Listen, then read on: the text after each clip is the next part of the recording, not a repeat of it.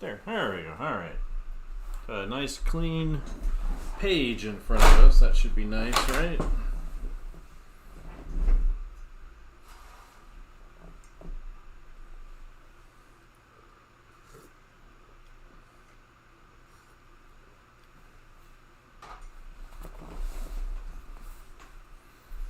All right.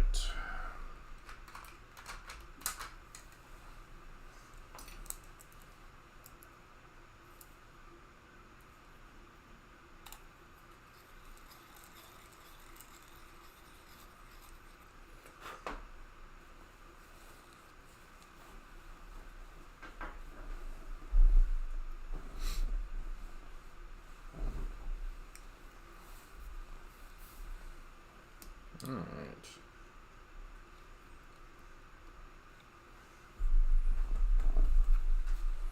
How are we doing out there?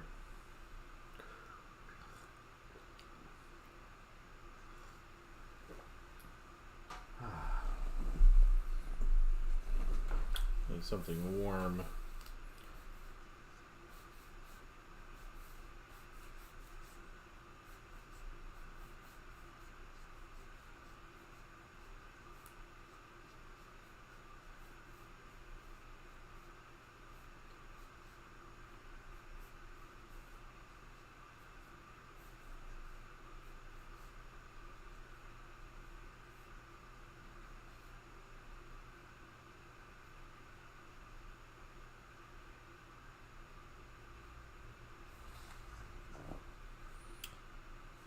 Ready to ride to work? You have to go there at night?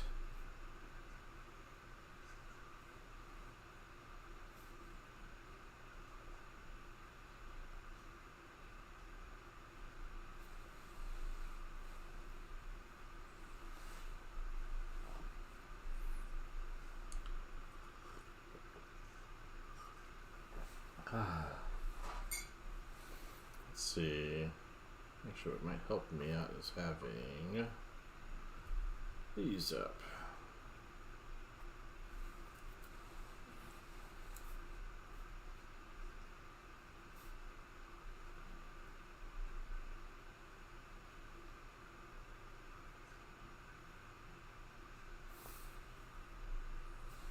Working on some made some concepts for some artifacts for my Bramble project. So just starting with, I had a thought about the larger one of the larger structures for it.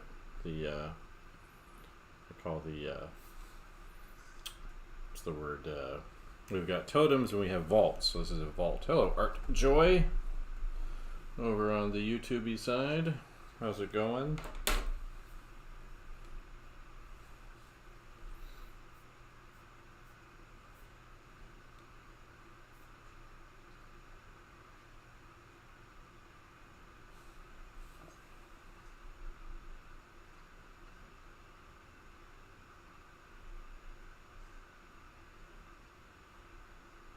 You brought the pillowsome term? Oh, okay. Latin for hairy. Okay, because I looked it up and it was like some kind of picture of a daisy.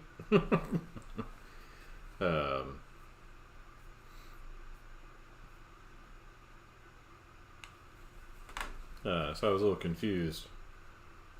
Oh, thanks for the suggestion. I've always have a hard time coming up with names for things. Yeah, I get the visuals all down, and then the names are kind of kind of a lost cause more often than not. Well, thank you for the suggestion. It's definitely something worth considering.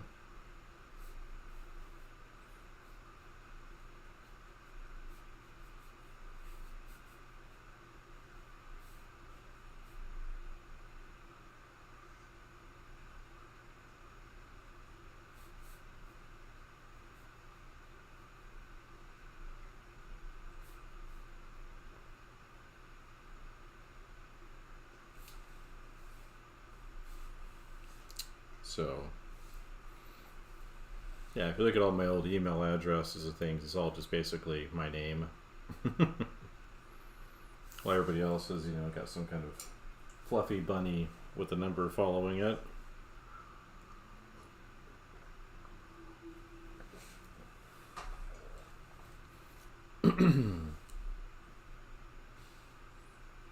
Okay, nice and crisp. That's good.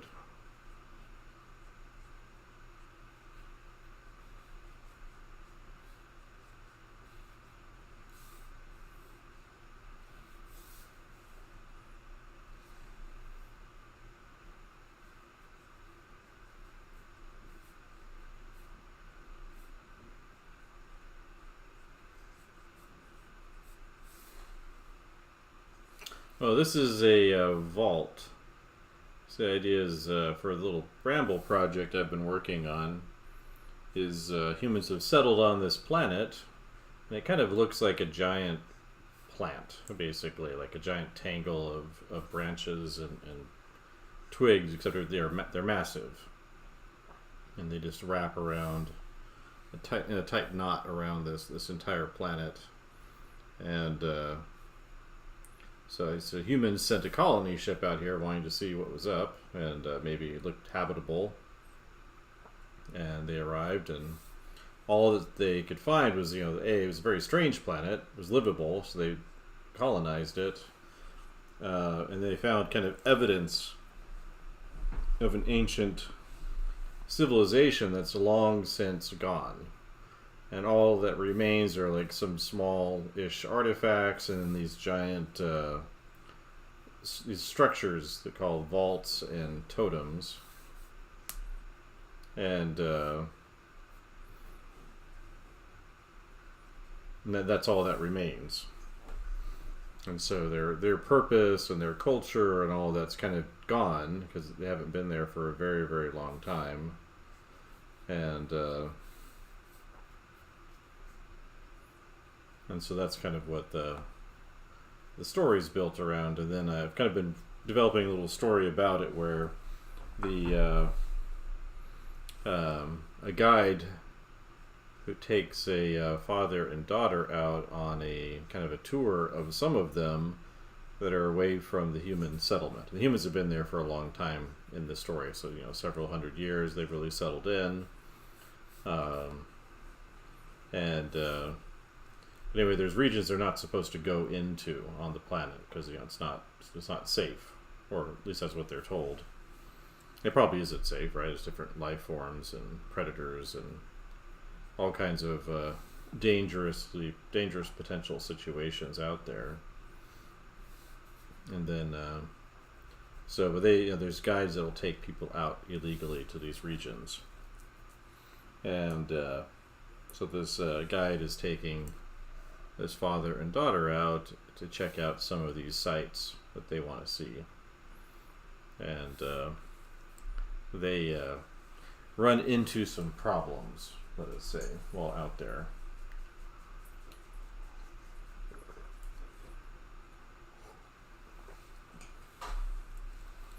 Anyway, I had some rough thumbnails of some of the vaults that kind of in my head that I wanted to put down. I might do these up in 3D later on.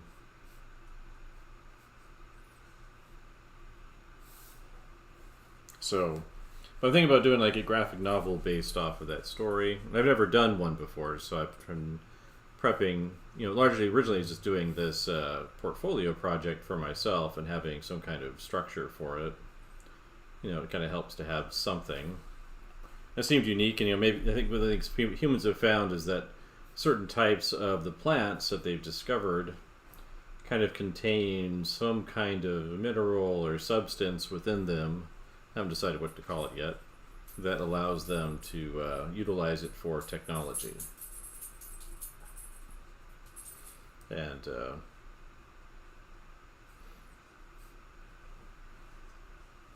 that's the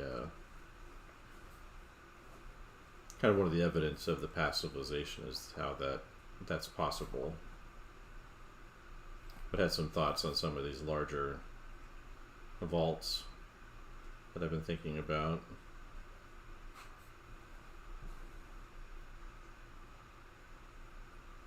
So that was the post on Instagram, and the other places I've been posting today was kind of You see the humans wearing spacesuits. That's kind of implying that they're the early arrivals. They're checking out one of the regions.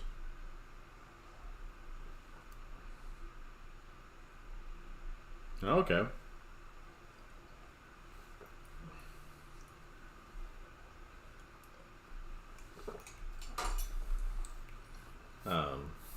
Yeah, but I thought I'd start with some of these kind of totem or these vault concepts. Things I don't even know if we'll run into vaults in the original story. Like if the story I think I want to do works out well enough, then I'll probably expand beyond that story. Because I have a lot of other thoughts, but I thought that would be simplest for me to do since I don't have any real experience doing comics and things like that. So I wanted to kind of limit the locations and the characters and things within it before jumping into anything too heady.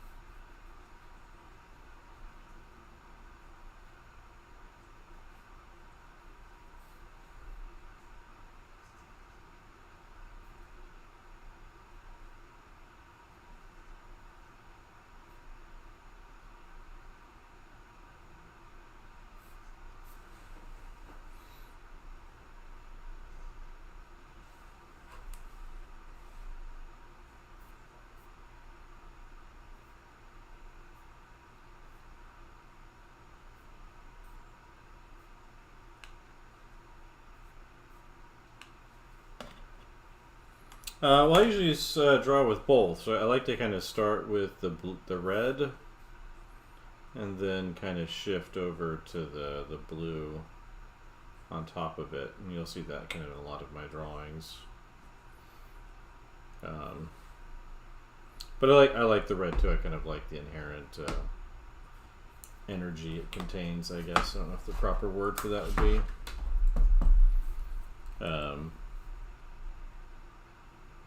Well, I appreciate that. I've got another one I'm hoping to post soon that I've been working on. So, with the bestiary stuff over there with Artjoy. So the picture just needs a little more touch up. And it'll be ready. I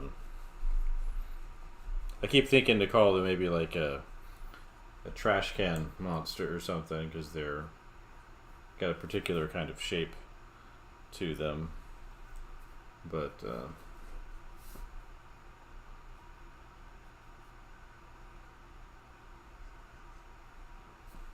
a little person in there for scale.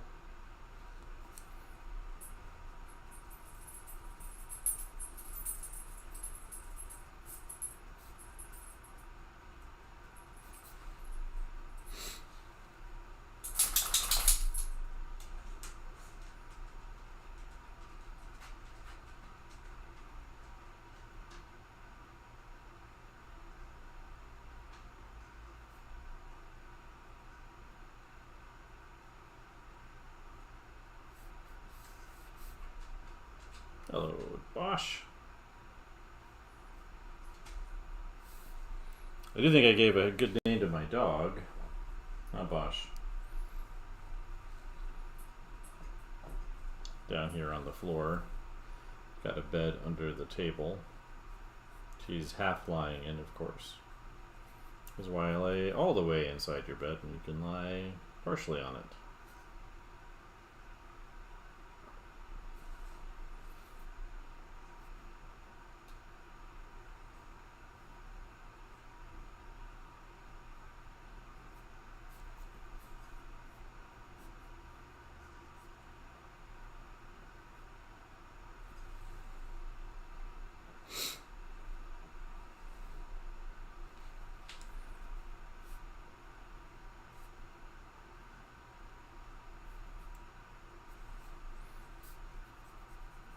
Yeah, so I like to set things kind of up with the red.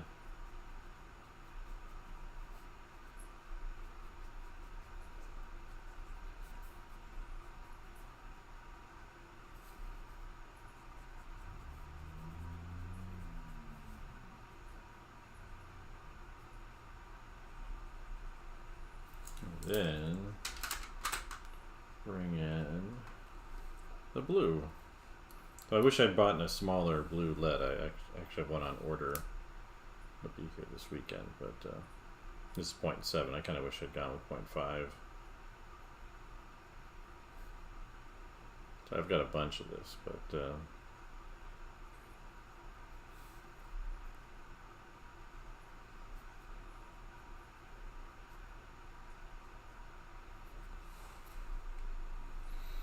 and I'm almost filled up this sketchbook, so there's not a lot left. This sketchbook has been exclusively for this project.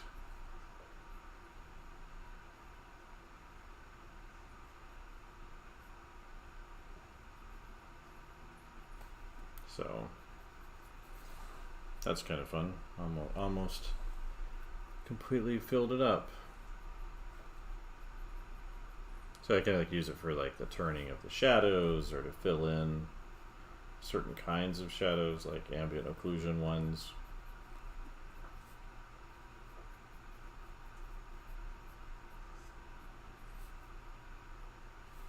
So that's what the I use with the blue and the red.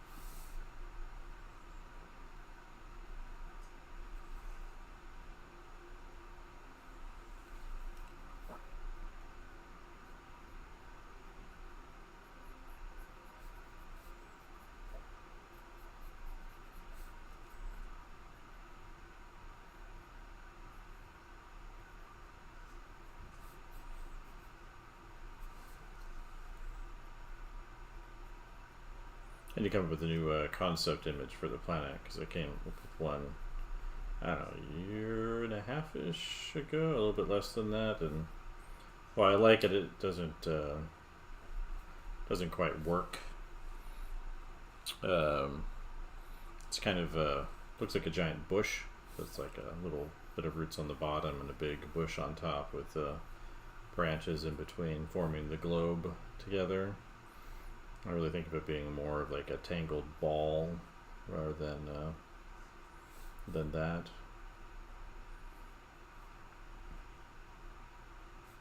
I did finally figure out, the reason why it's that way, and so, I can't say what that is, but I do know what it is now. I'm trying to think of kind of the rationale behind it and how it all functions.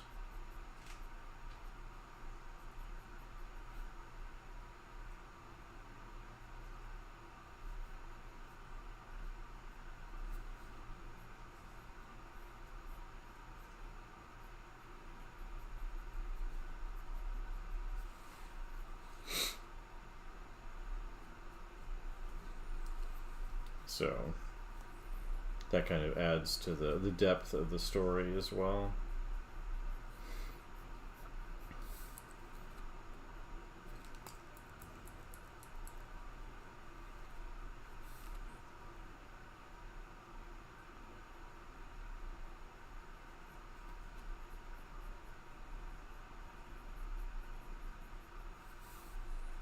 So I'm kind of excited about that part. And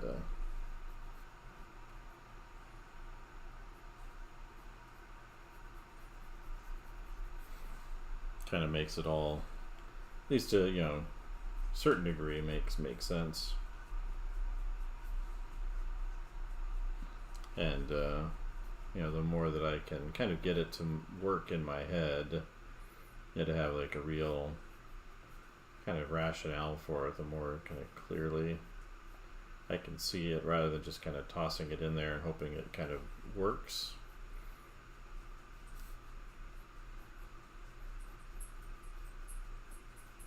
I want to make sure it works in its own context.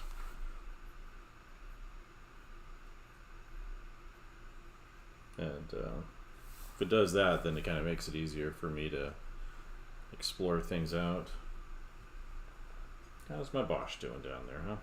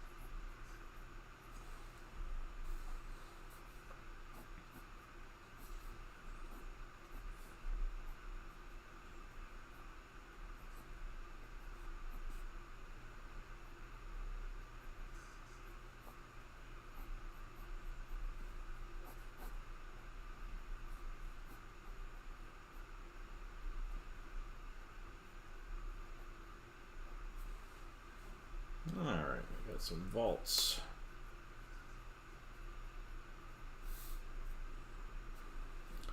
Megalithic type structures.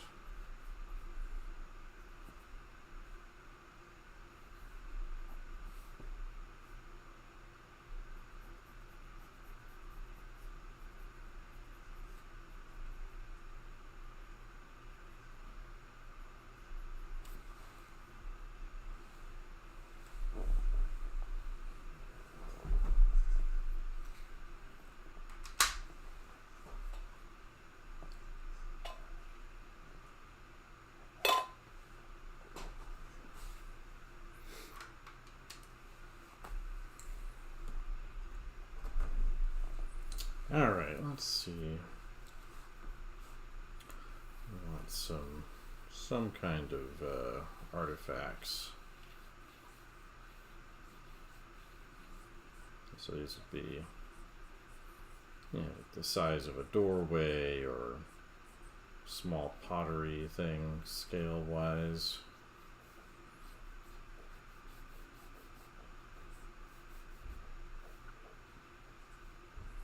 There's a clear indication that there's some kind of function, even if it's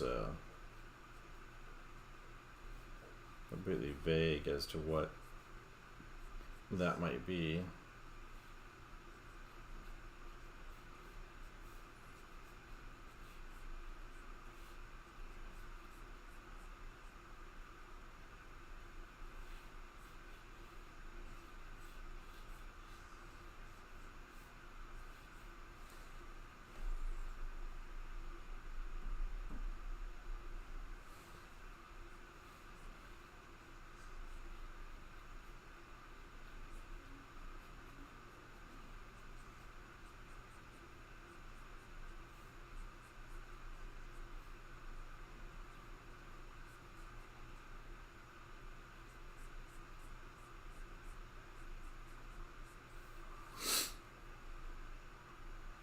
Well, it's a good idea to sketch quick, right? Get the idea kind of thrown down, and then where'd the dog go? Did he go to bed? So just wander off. He's like, my human is boring. I am out of here. I don't know what else he's gonna do, but you know.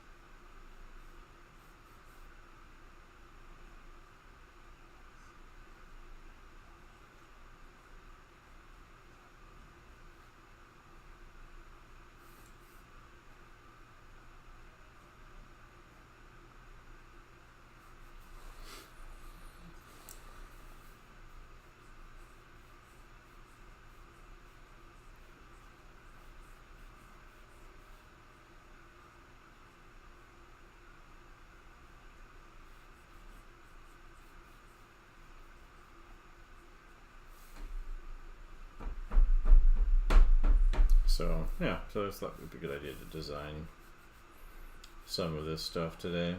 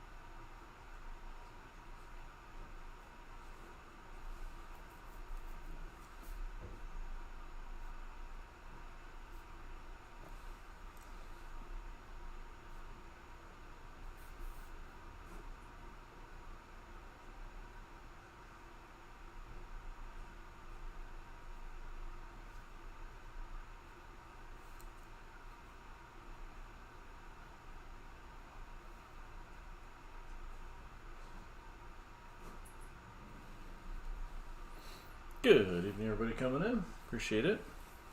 Hope you're doing well out there.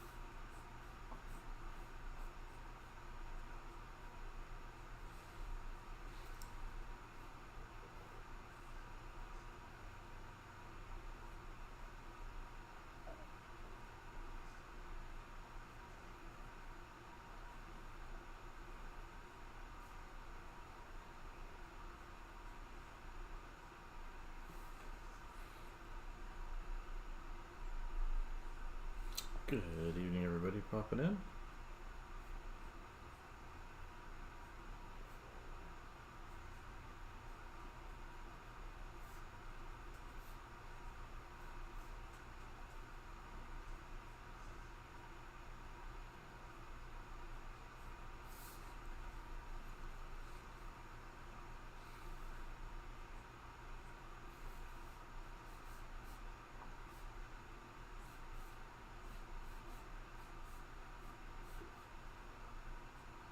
How are we doing out there?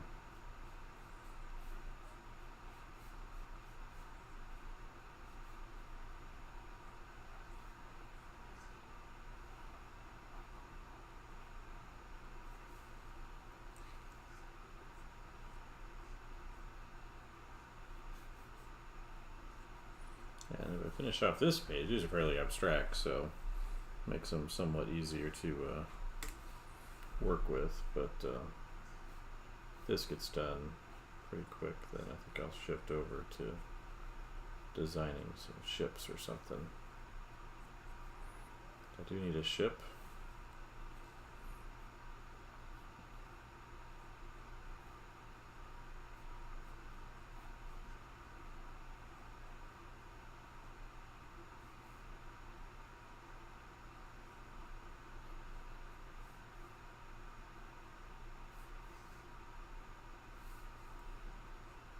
So these are fun to draw too.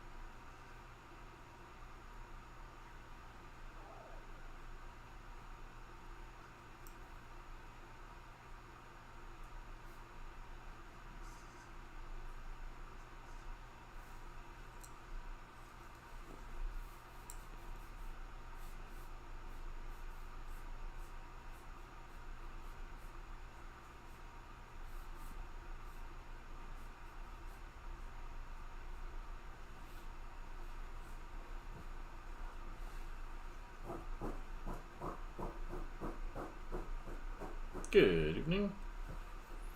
Looks like the dog decided to rejoin conversation tonight.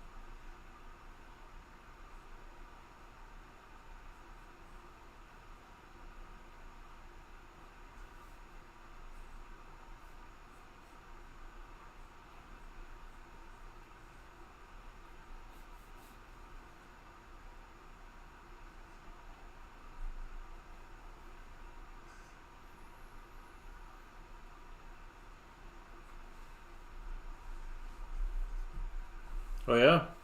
What are you drawing over there, Artjoy? Some creatures, perhaps?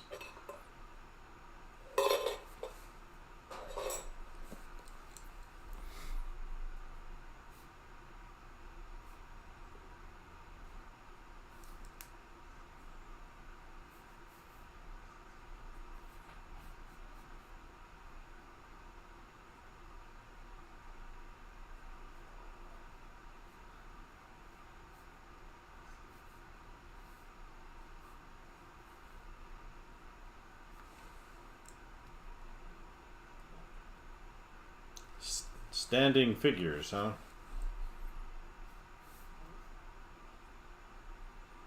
Not crouching or slouching.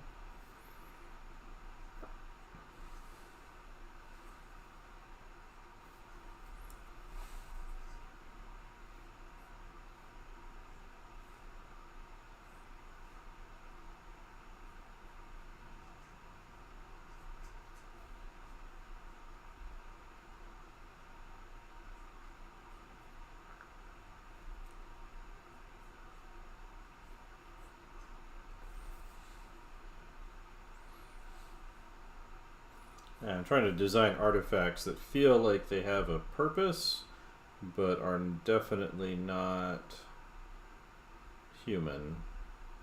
Yeah, I think there's something to be said to looking at like really ancient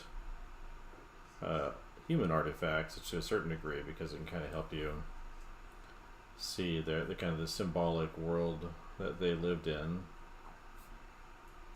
Not that we don't still do that a lot today, but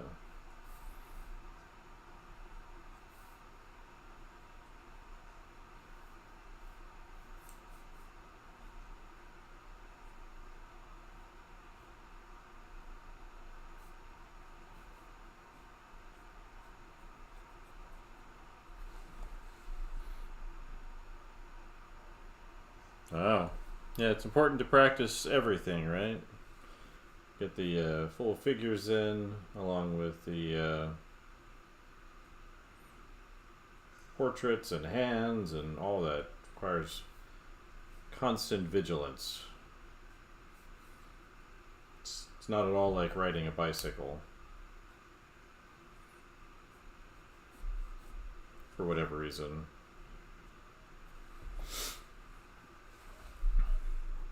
I think I might pull out the multi-liners for inking these.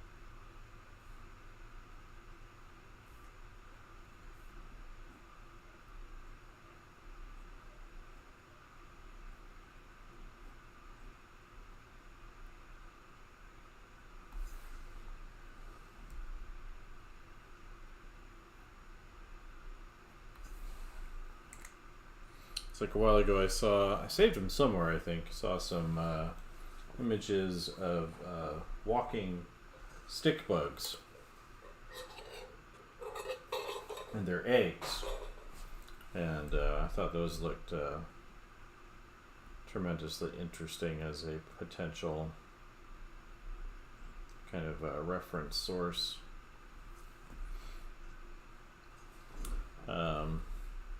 That was interesting. I went to Lightbox this year, and I listened to went to a couple of the Star Wars panels because there's a lot of artists there that I, really respect. Whatever can be said for the current state of Star Wars, but the visual development people are all really great. And they said one of the things they said was really interesting in terms of how they kind of think through things. But I don't know if it always really works quite as well as they think it does, but it's an interesting kind of design approach. And they said one of the things that they like to do is kind of take the stylings of something very ancient and kind of put it in like something new. So like the shape of a vehicle or a robot or something like that. So like one of the examples they gave was Doug Chang, and he's been concept artist since the mid 80s. So he's been around a few blocks here and there. And he said what he did was he designed the kind of the droids, that the battle ones, I forget what their exact name is, in episode 1, that he referenced an African kind of statue as the design for it. And you can find that online if you look it up, like droids African statue. Like, it's not new information, but I hadn't heard it before. And he said the reason for that was it kind of imbues it with all of this history because of the design inherent in it. I don't know that I agreed with him in that particular case, because I don't know what that statue had to do with the meaning of these droids. That would be my question, my follow-up question, like what's they got to do with the droids? Just because you use the shapes doesn't mean the meaning was transferred. The meaning transferred would have to imply something about their nature or their character, and I don't really understand what that would be in that case. There's probably other cases where it's, if you look at like the design language of Darth Vader, so they kind of blended warrior helmets and Nazi helmets even with his helmet. And that meaning was definitely transferred over, right? Because he's a tyrant and he's violent and dangerous and implacable, if you will. And so that one I think definitely carried through a lot more. But the other one I was like, it was a little vague to me just because I don't understand, what the what would that be? And if it had been like a warrior shield or a weapon or something, draw a dragon. Well, I sort of did a weird monster. If you go to my page,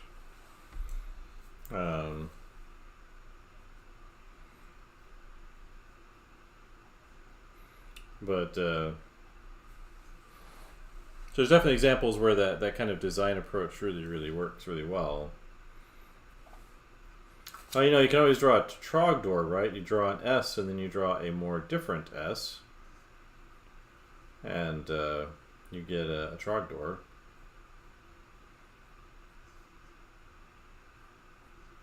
If anyone's familiar with old Homestar Runner.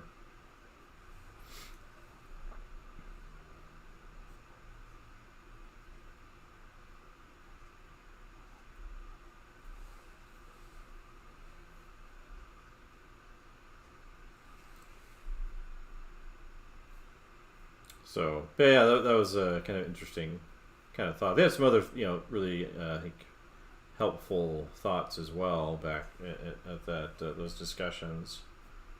Like, for example, they mentioned the like when they're design things, is to make everything designed in such a way that even, you know, a child could draw it. So if you think about like the shape of the Millennium Falcon or an X-wing fighter or a TIE fighter, you know, their shapes are such that really anybody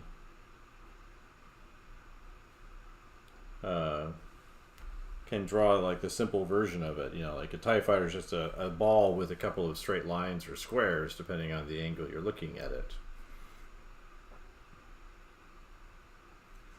And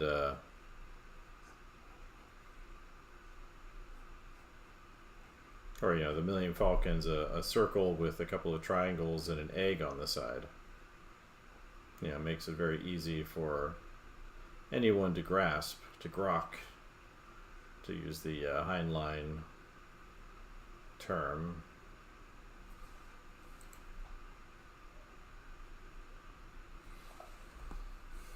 So I thought that was really smart. You know, just as a very helpful way of framing,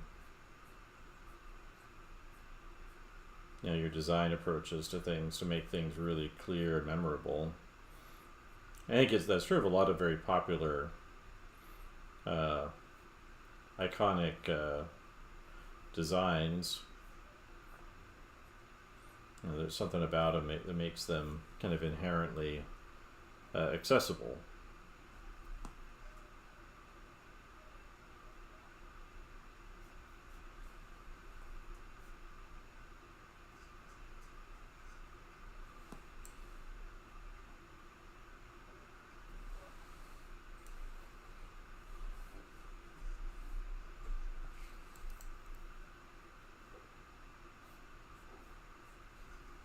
So, so something I've been thinking about too as I've been working on this project here is, you know, is things that I could do to make things communicate better, their relationships and things through shapes, and make them kind of more easy to access.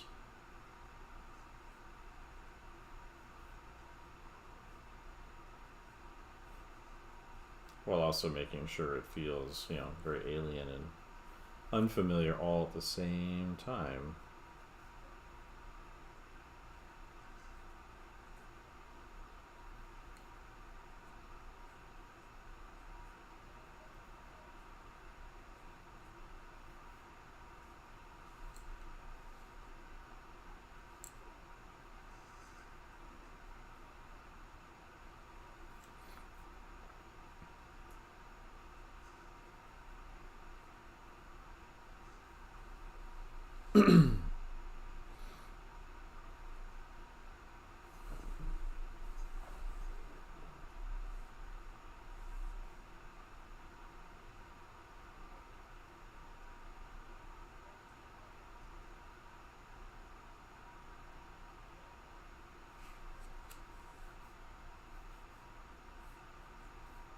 Kind of using the negative remaining shape to help me kind of design.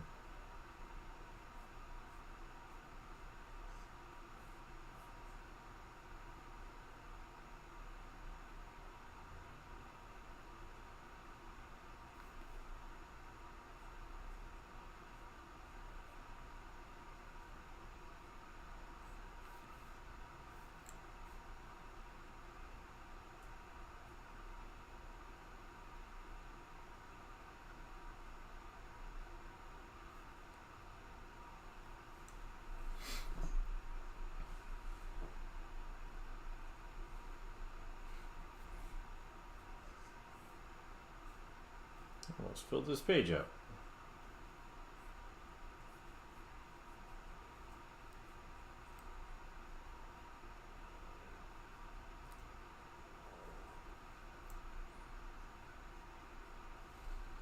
Actually, part of the reason I'm trying to fill this sketchbook is I found a new sketchbook that I really, really like. It's more expensive, has less paper, but the paper quality is like really, really great.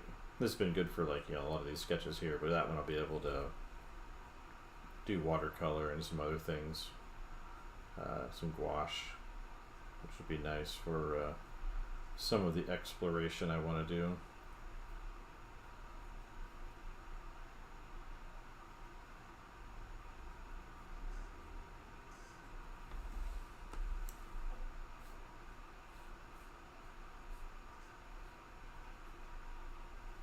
It's like Zane Bainbridge. I forget the exact name, but it's the Zeta sketchbook they do, and it's pretty expensive, but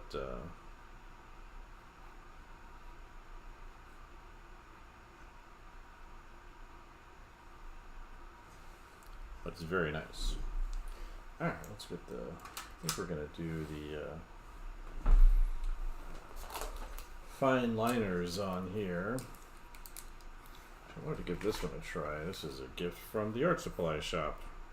They said it's a step up from microns, which, you know, I always assumed microns were the standard, but apparently not. I mean, there's some new kid in town who thinks he's pretty special.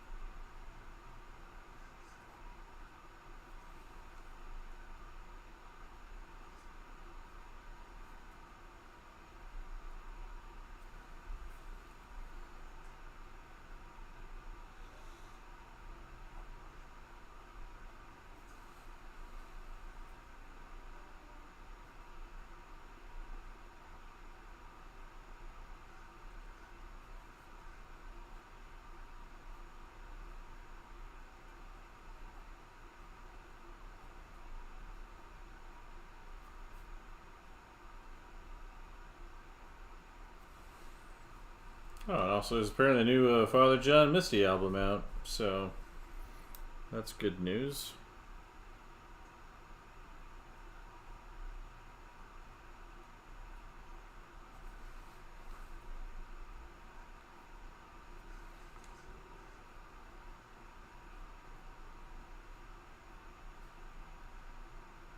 At least according to the YouTube music page.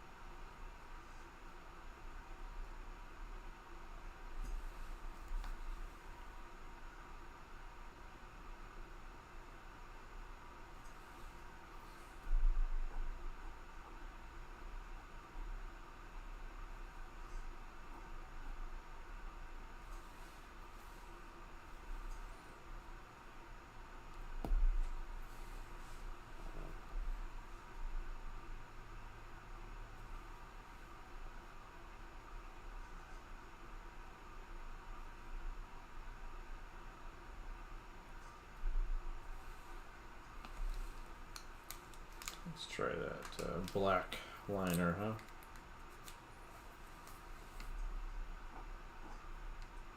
For a holding line on the outside. I mean, it feels good. I don't know if it's any better or not, but that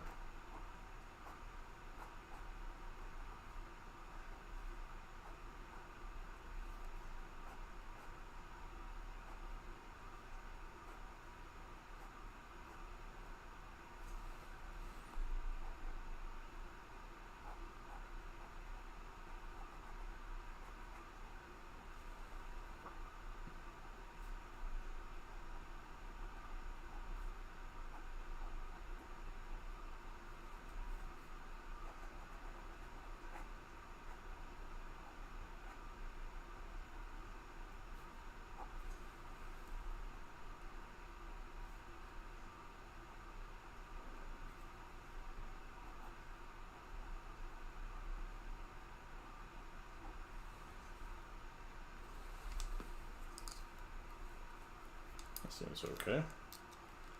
I don't know if it's the best thing ever or not, but it makes marks. I'm going to use it on a different paper. See if it actually does anything of interest.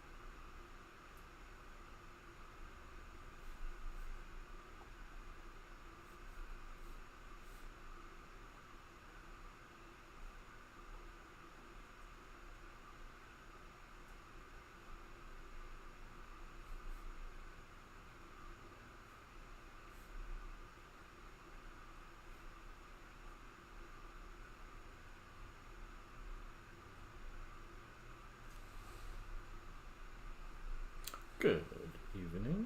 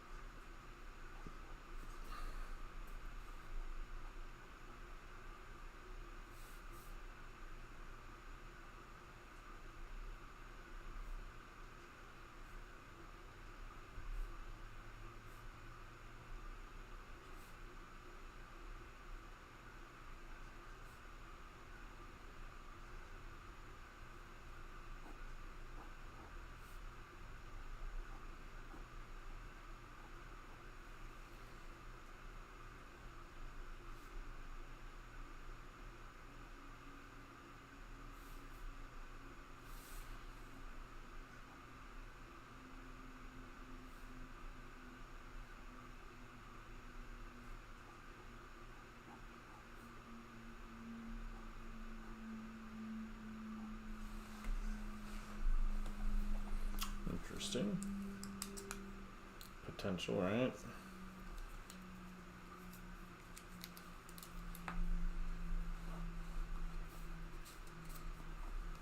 Good evening, everybody popping in.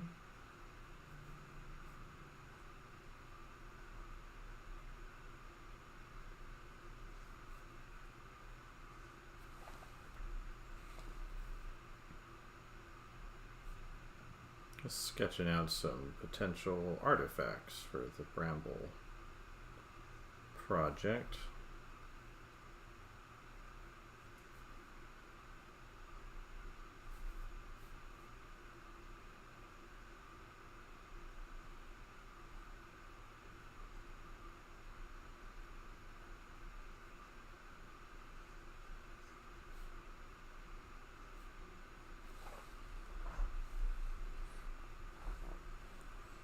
Definitely one of these things I feel like they probably would serve a function, even if we have no idea what that would be.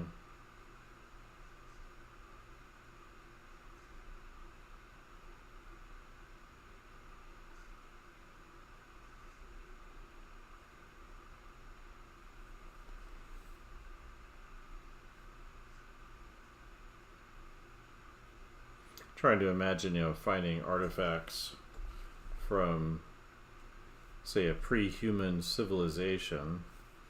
Like, for example, one of the kind of wild theories out there is that there could have been like an actual advanced civilization during the time of the dinosaurs. But because of the way tectonic plates move and the decay of materials in time, if there had been any evidence of it, it would have been destroyed just by time. And so the idea with maybe these artifacts is to think of them as being kind of similarly ancient, and they're kind of on the edge of losing whatever coherence they might have had for us to understand what they do and what they're for and their function and all of that kind of important stuff that is important for understanding what things do and what they're for.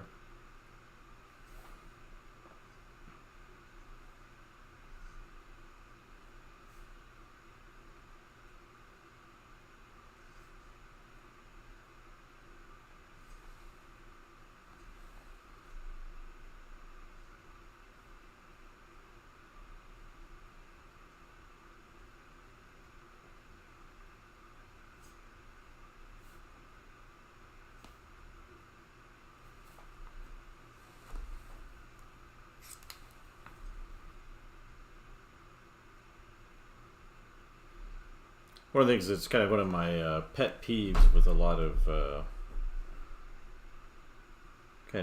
contemporary media is they don't ever kind of convey the real sense of the ancientness of something. So that maybe like the characters or something in a game or a movie are supposed to be thousands of years old, if not older.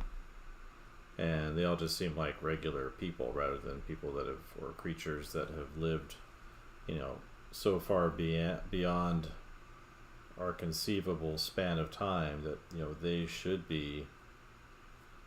have a perception and attitude that exists in a way that exceeds our ability to relate to. They should be acting differently as a result of their age span. And one of my number of my pet peeves I have with a lot of contemporary media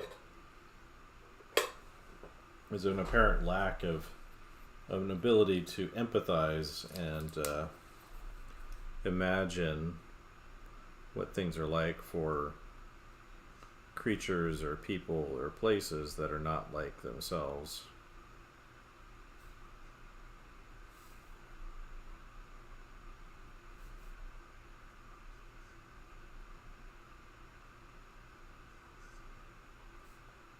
You see in a lot of media.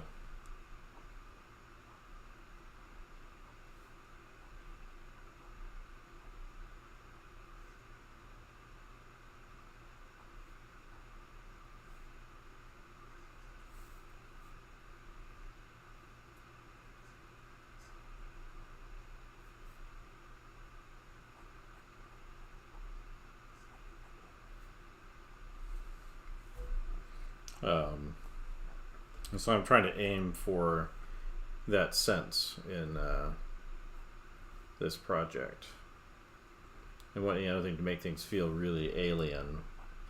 We should be able to understand what's going on, but it should be a definite sense that these things are not,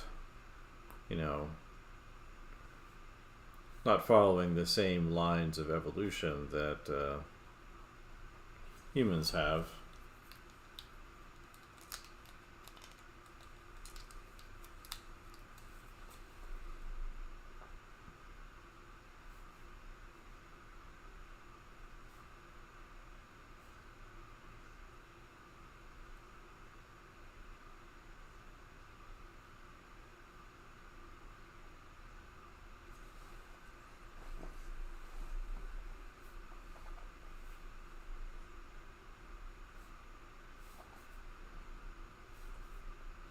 So that's kind of partially what I'm looking at. So that's stuff I start organizing some kind of Bible for this project, so we can start making all this stuff very kind of organized.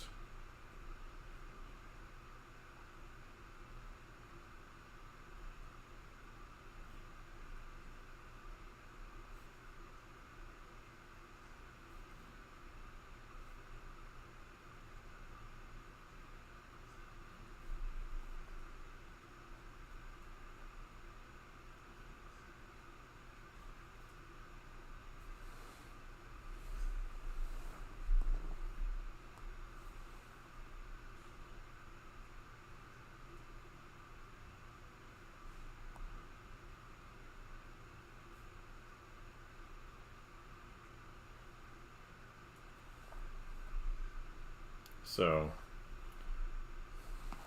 that's where it drives a lot of the things that I think I'm trying to do here, is trying to get at that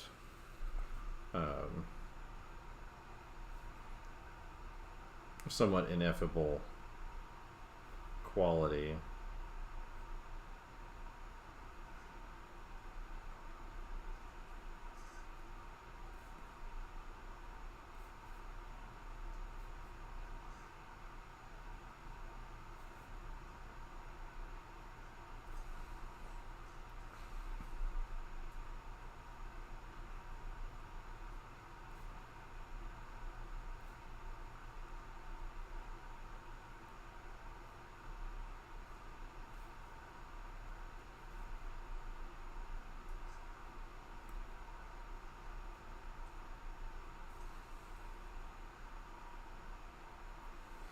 So yeah, it's probably stuff nobody else really cares about all that much, but I kind of do a face palm every time I see that kind of thing happening in a movie or game or show.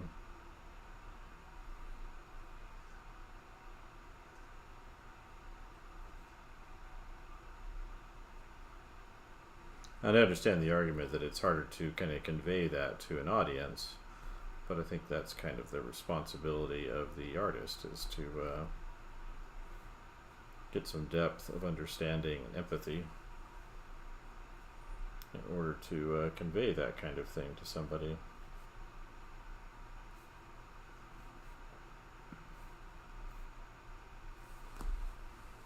I think, anyway.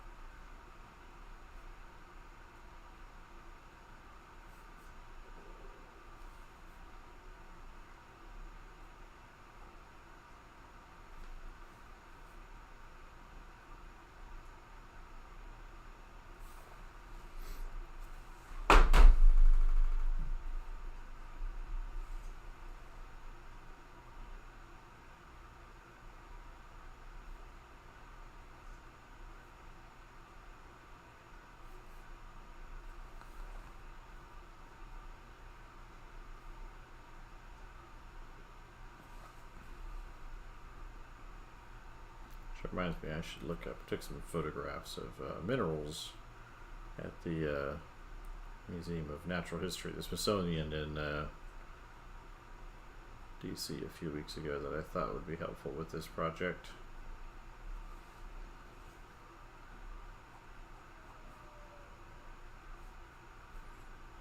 Especially some of the shapes and then the color transitions inside of things.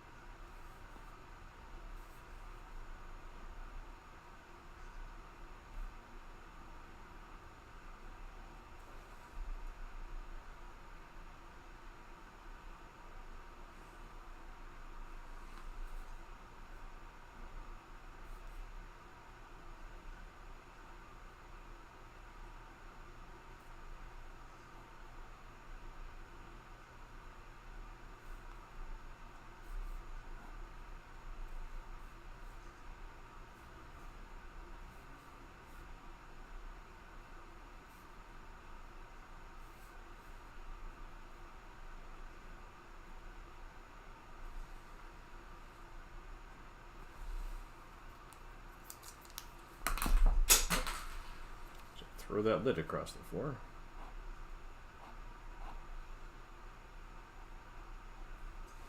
Let's see, where did it land? I don't know. It's probably under me. A lot of times you throw stuff on the floor, it ends up like directly under you, right? I feel like there's a high probability for that.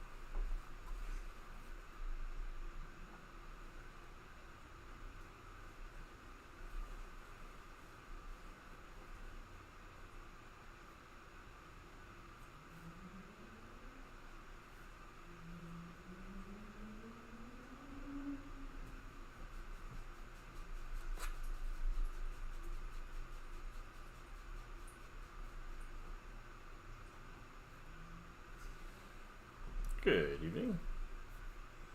Welcome aboard.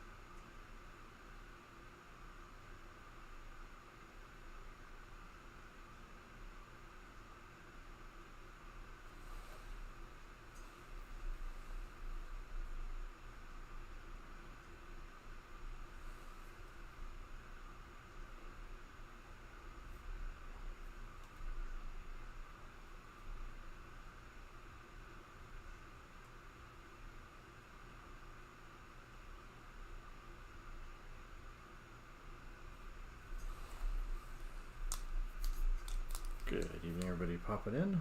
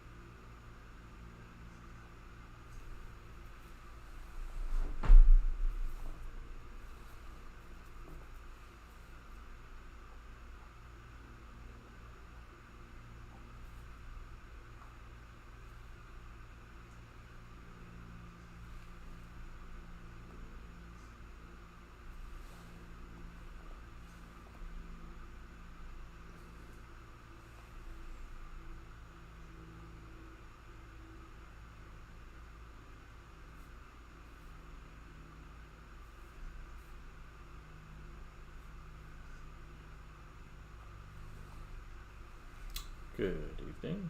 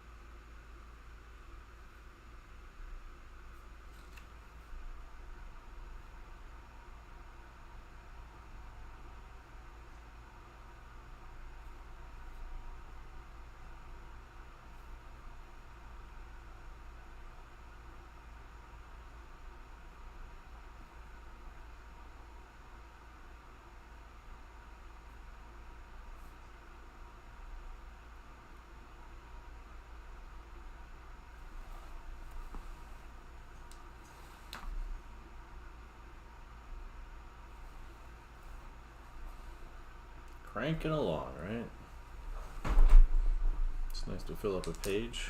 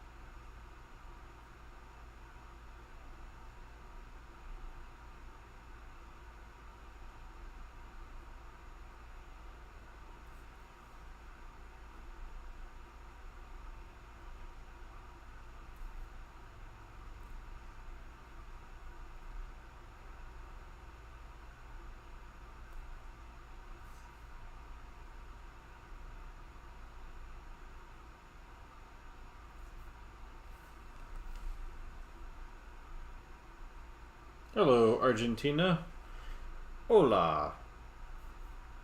How is the land of Millet?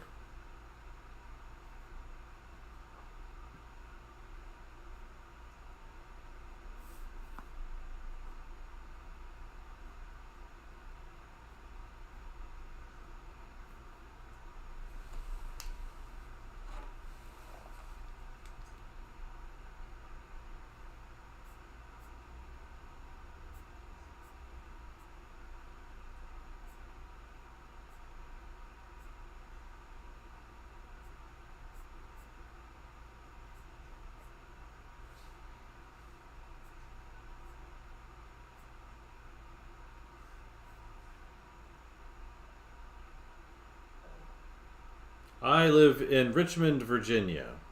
So, pretty far away, but not too far off from the time zone, right? A couple hours, few hours maybe. So it is 8:15 p.m. here.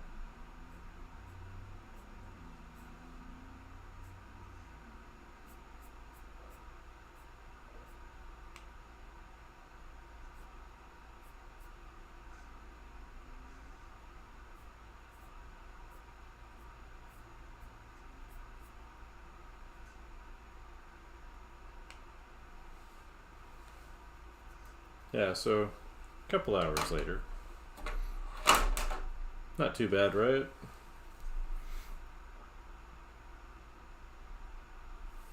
I have a person who comes in here pretty often. He's from Vietnam, and so for him it's first thing in the morning. He's getting ready to go to work. So he's, riding the train in while I'm working.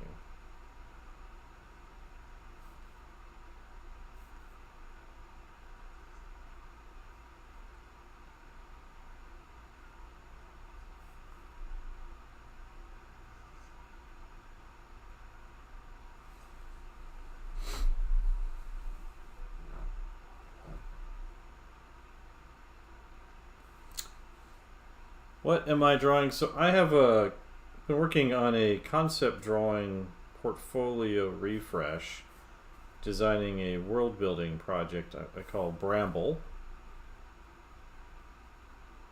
And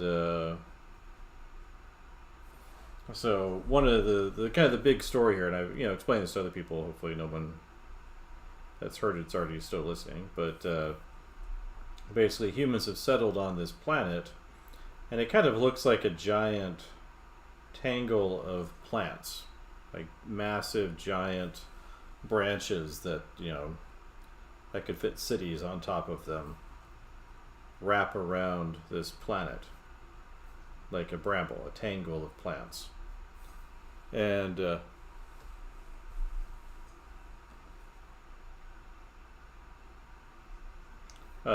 anyway, so humans settle on this planet, and there's evidence of a past civilization that appears to be long gone. There's no evidence of what they look like. All that remains are some artifacts and especially some massive structures called vaults and totems. And been kind of coming up with this story around that where so I thought I'd design some artifacts here. So these things would be smaller, right? So more human-sized, accessible type artifacts like jars or doorway-sized things. So I'm trying to create some reference for myself for that. And maybe I have a little story I'm kind of developing that goes along with this, where basically it's set several hundred years or so after humans have settled this planet, and they have like one major city that they all live in, and outside of it there's kind of different regions that are kind of like parks, preserves, and it's illegal for humans to go there, for the settlers to go there without kind of some kind of special permission. And but anyway, there's these guides who will take people out there illegally to kind of tour some of these regions and check out these artifacts and kind of experience the wild parts of the planet. And so the story is a guide and takes out a father and daughter. The daughter is a small child out to one of these locations. And when touring some of the spaces, the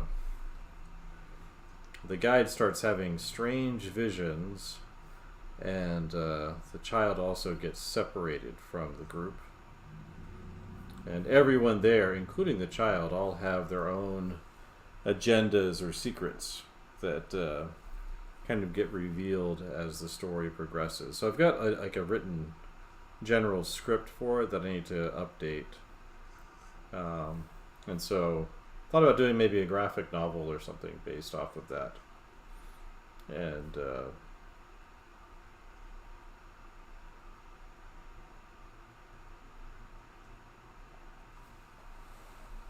oof.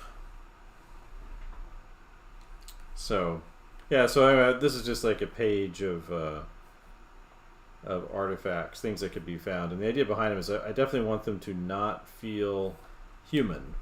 You know, it should look like they do something, but what that is not really that clear. And then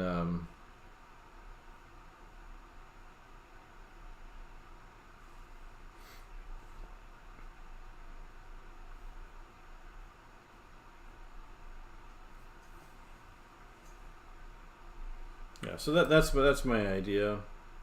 And one of the things I kind of want to make sure happens is all the creatures and locations and things that are not human, I definitely want them to feel like they're not anything like we would see on Earth.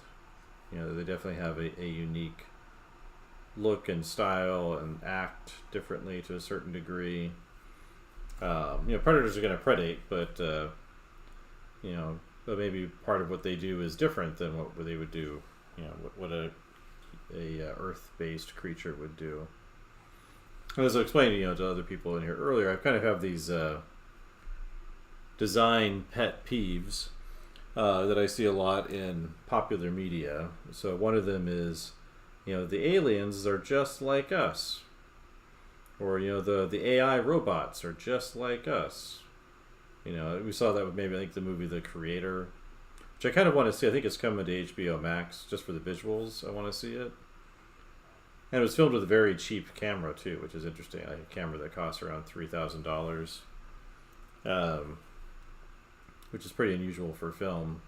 It looked really, like the cinematography and everything looked really nice. It just looked like your standard, oh no, AI robots are sad and they're just like us story. So it didn't strike me as being that interesting. But the visuals looked really, really nice.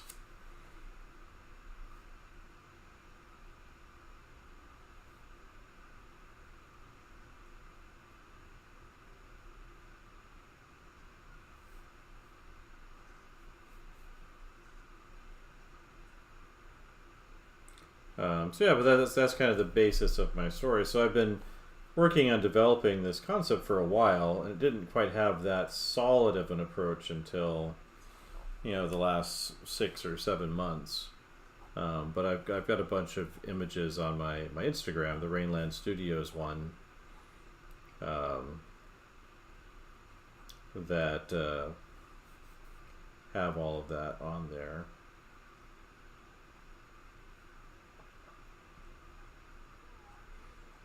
So I've kind of storyboarded out the general story along with the general script, and so it sits on the computer. I don't want to say too much because if I do want decide to do a graphic novel or a comic with it, I'd like there to be some kind of fun surprises in there for people. It's like some of the design stuff I want to do for it. I can't do it on stream because it would kind of give away the story.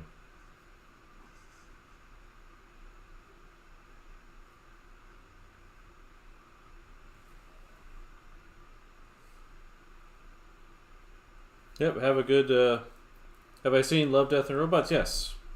Actually, I have the Art of book. It's really good if you don't have that one. If you're looking for a concept art reference. In fact, maybe it might be a good spot for me to just take a break and look at something.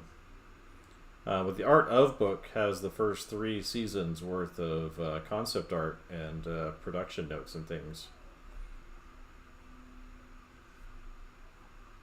Yes, maybe I'll finish this one up and pull that book out for a little break and then keep on going with these strange shapes here.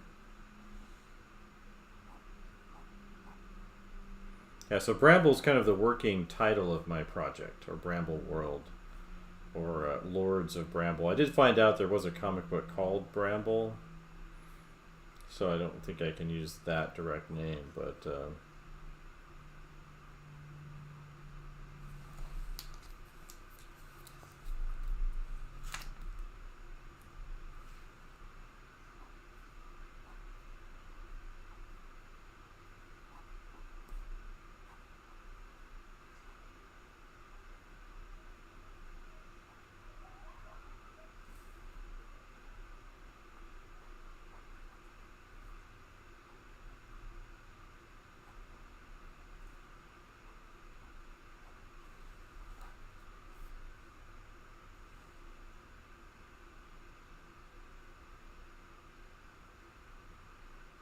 oh yeah, well yeah, it's a great series. I think it's really smart.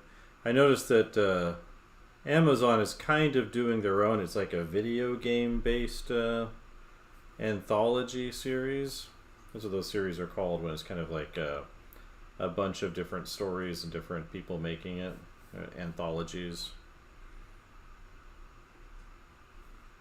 I wouldn't be surprised if there was a Spanish word that was very similar, since it's very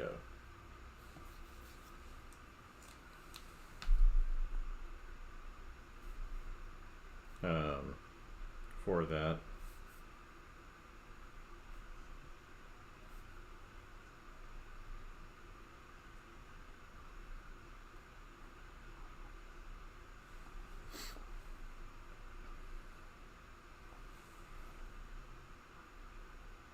Yeah, it's one of my favorite art books. I got that. It's great because it's like you have like 30 art books in one. Because I think there's 10 episodes per season of Love, Death, and Robots.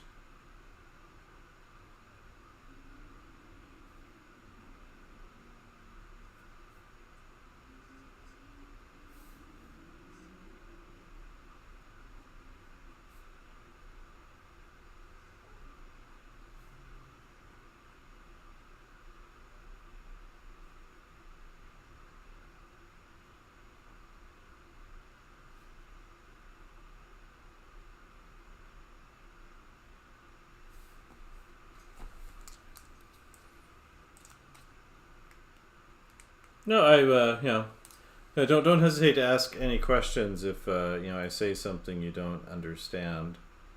Um, I speak some non-English languages as well, so I speak Russian, Lithuanian, and some really bad Cantonese.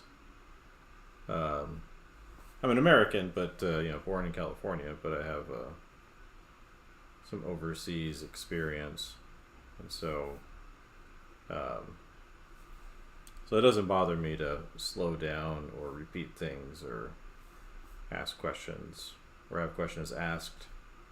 Um, I'm well familiar with the challenges of a language you don't get to use every day necessarily.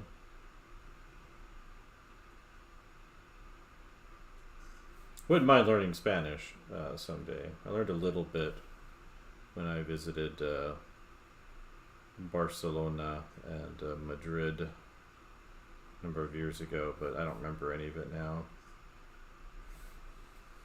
Seems like it should be relatively easy to learn compared to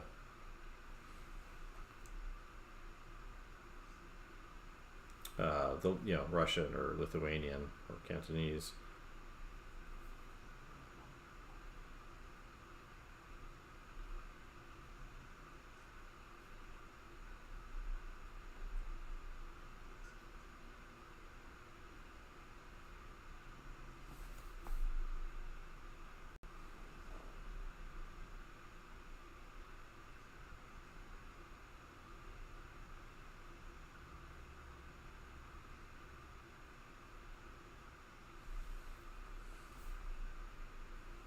Hello, gaming.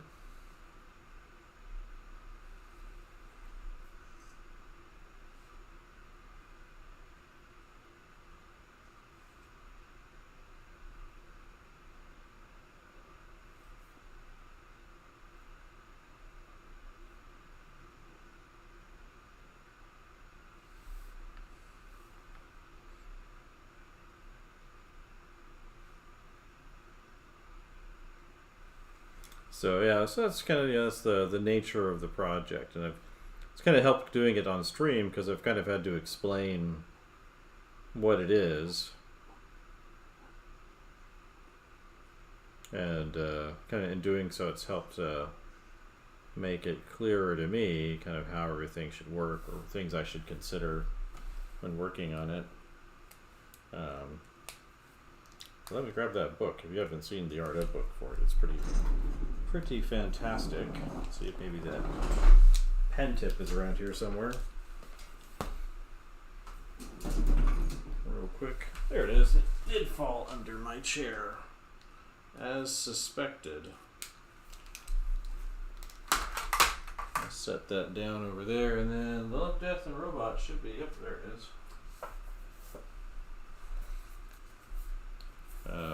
But we'll go take a little break and go through this book. I think people like the book shares anyway. Let's see how visible that's going to be. Just one side.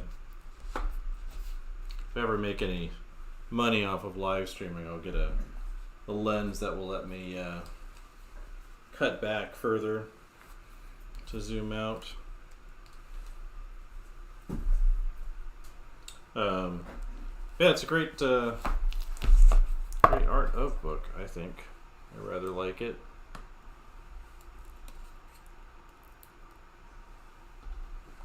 So, but it has all the concept art and things for all the stories in here.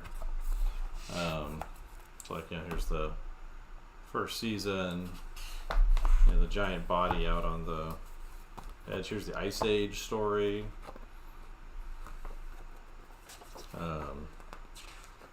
So there's the cities that are being built and everything in there, and there's the ancient times. So it's definitely a really great reference. So it has all the different stories. And here's the one with the girl who kind of controls the monster. So there's those pages. There's the where's the creature? There we go. There's creature designs for it. Yogurt, which is a pretty funny little vignette. Russians versus demons. That was pretty great, right? So yeah, it's a great book. So it's like 4 to 6 pages per episode. This one was pretty great. The vampire and the underground. There's the farmers versus the monsters stuff. So, great little portrait sketches in there. So it's one of my favorite concept art books. There's this story I didn't like particularly well, with the Kitsune robot thing going on. I thought it was like, you kind of got the impression it was some kind of weird Hong Kong Chinese mix. The dump, that one was pretty funny with the robot dog story.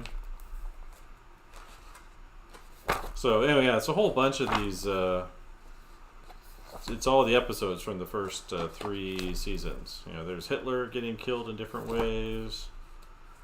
Blind spot. I don't remember this one. Which one? Maybe this was this a heist?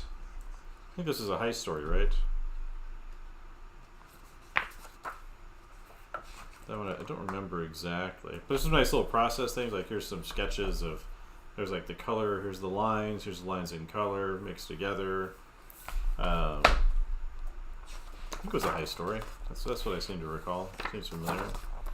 Zima Blue. Zima, by the way, is the Russian word for winter. And So I guess it makes sense, right? Winter blue. Automated customer service. Ice. This is another cool one with Robert Valley. And I think this is one with the giant whales. Is that the one with the giant whales, I think? Yeah, the giant ice whale things.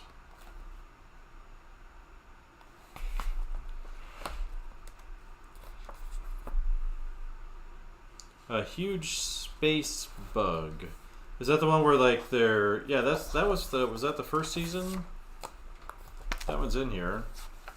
I might have skipped over because I just kind of grabbed some pages. There you go. This is the one you're talking about, where he's talking to he thinks is a girl, his old girlfriend or something, and it turns out it's like a giant space spider living out there in the picks up lost ships and can't do anything with them, so just kind of hangs out with them until people die. They didn't put any of the bugs in here though, just the spaces. Yeah, that was a good one, because you're like, something's wrong here, but I don't know what it's going to be.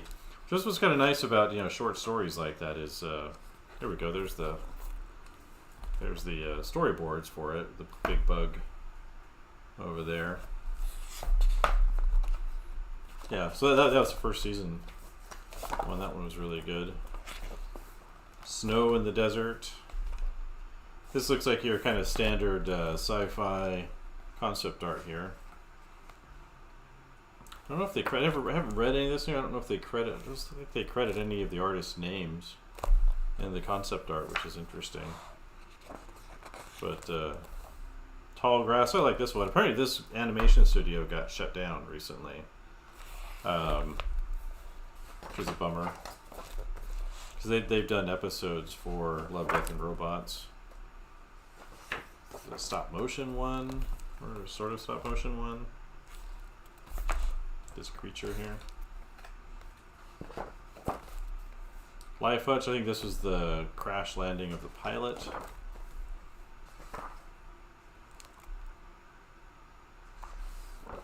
So, oh yeah, the 3 robots, yeah, those tourists, right? They have one in every season there. The douchey tourists. Oops, what did I knock over on before? Something fell over.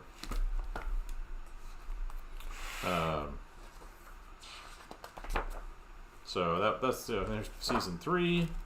This one I liked with the giant crabs that they were about to bring to a city to kill everybody in the city, and so it was up to one guy to sacrifice himself. Let's see, the swarm. That's right, the researchers underwater. The guy going too far with his desire for science. Yeah, so again, it's a really highly recommended book. There's just a lot of really great stuff. Oh, here's the one with the soldiers discovering Cthulhu imprisoned in a giant temple under the mountain.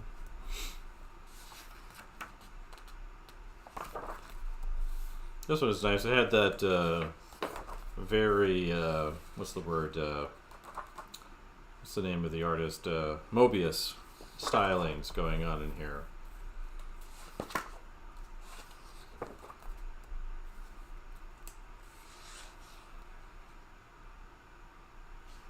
So, and this guy, of course, the singing, the siren and the deaf guy, Alberto Mieglo, however you say his name.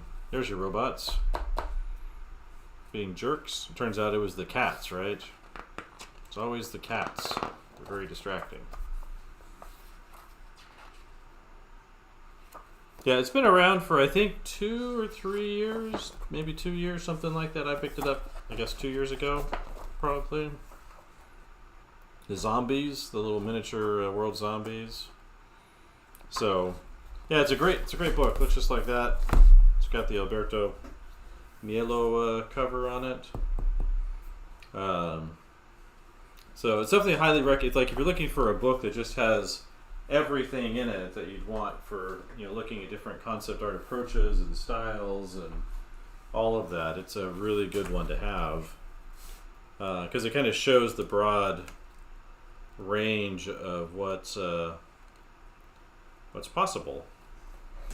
and I always appreciate that.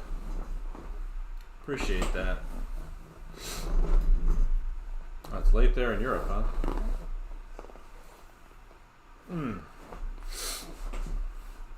So,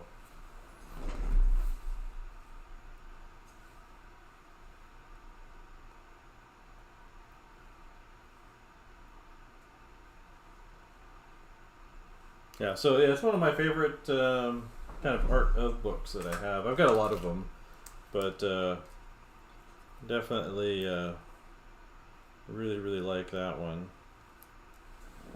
And yeah, I showed it to the last school I taught at Ringling in Florida before moving on to the school I'm at now. I showed it to the area head there. He was it's a motion design program, and he immediately bought it for the program. Like he went, ordered it, and put it out on all the tables for students to look at.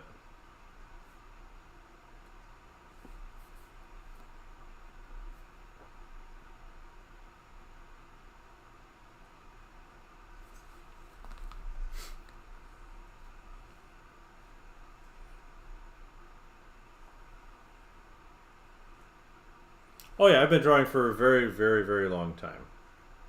Um, so I'm in my mid 40s. I teach concept drawing and other things at university. I've taught a lot of things: figure drawing and perspective and basic drawing and illustration and painting and all kinds of things. But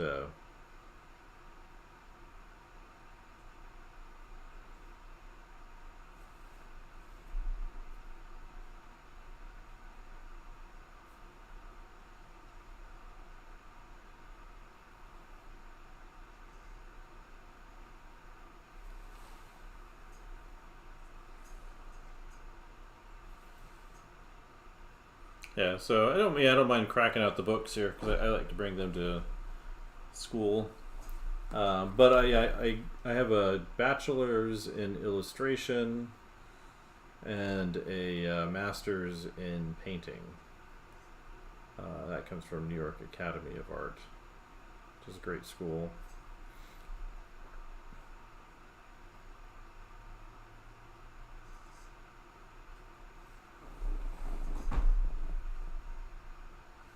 So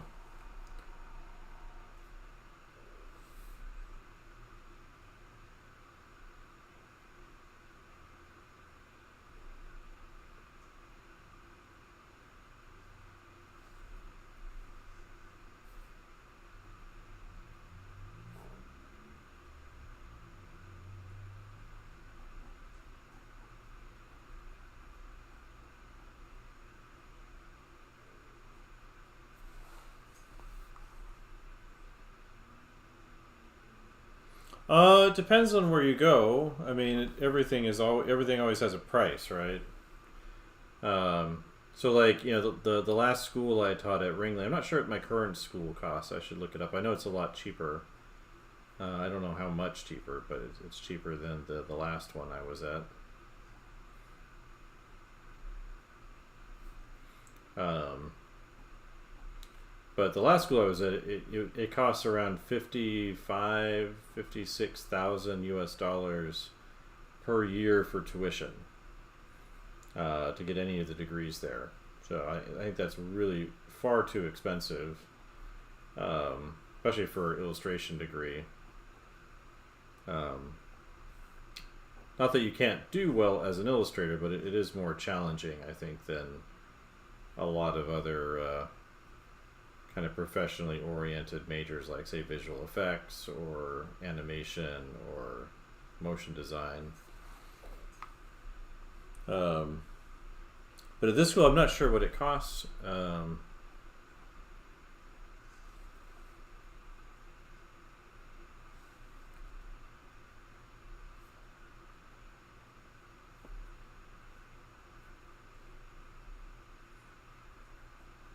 So a private school will definitely be very expensive. The state school I'm at, Virginia Commonwealth University, is public school, state school in Virginia. It's a very old school, actually. It's like 300 something years old. It's more known for its medical program, but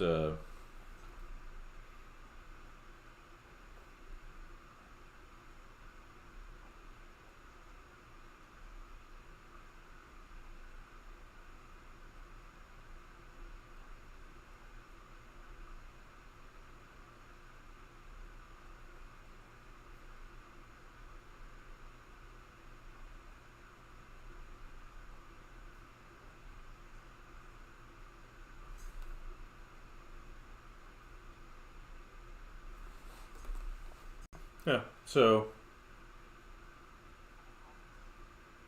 well, you just have to, if there's things you want to do, right? It's best you kind of get started doing it, right? We only have, as far as we know, for sure, the one life to live. And while you do have to take care of your responsibilities, you want to make sure that you get to do the things that make your life worth living, that give you meaning. And art is definitely that thing for me.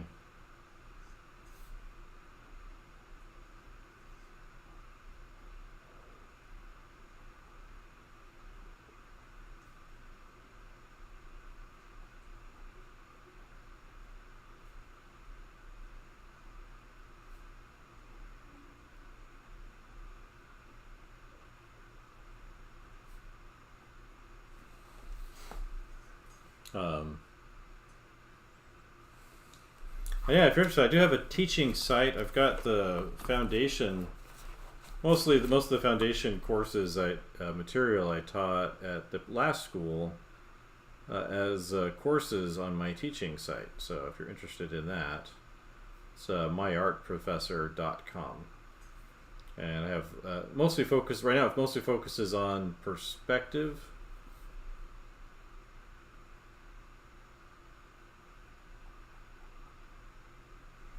And but it kind of teaches you how to use perspective in a creative way while learning how it really works, along with some important design principles, and that I use all the time.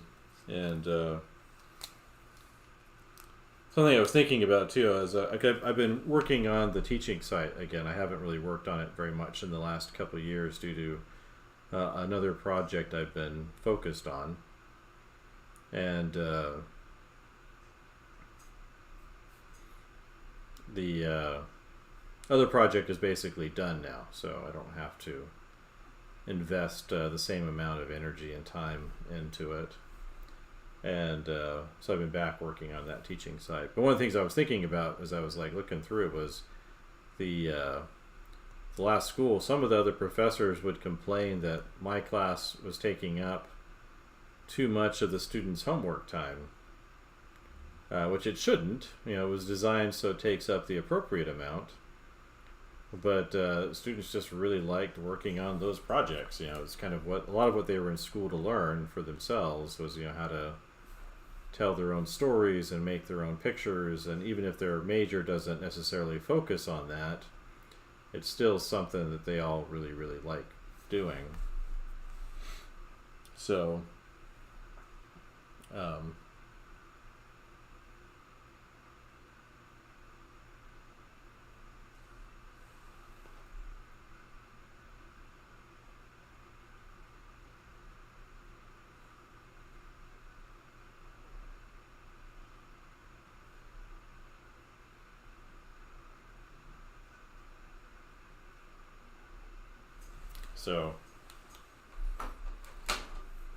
yeah, trying to get all caught up on the things that I've been ignoring. Should be a picture of me painting in Hong Kong, right? Doing a little sketch there, which was a while ago. I don't really take a lot of pictures of myself, so.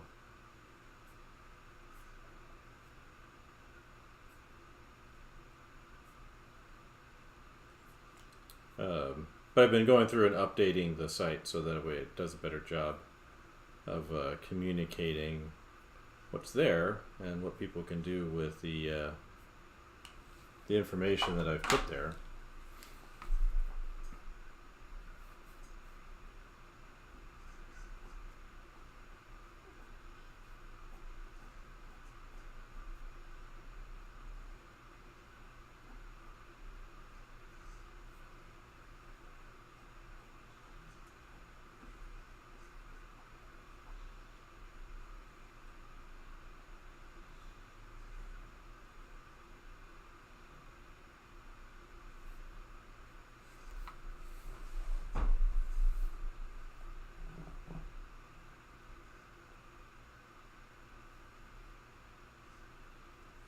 Yeah, so I've been teaching for a long time, and then the majors I teach at, the students go off and they pursue their careers, and they end up in lots of different places. I've been checking through some of them recently on LinkedIn just to see where people are at, and updated that to have more places. I probably, if I'd spent a little more time digging, I could probably find even more. But yeah. Because a lot of the students I taught were interested in professional activities when they were done with school, and but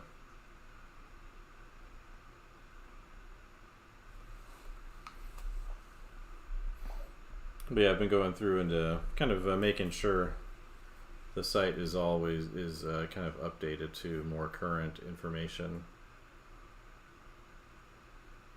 Still ways to go. It's going to take a few weeks for me to kind of get it all fixed up, but made sure everything wasn't broken first before going through and updating all of the information on there.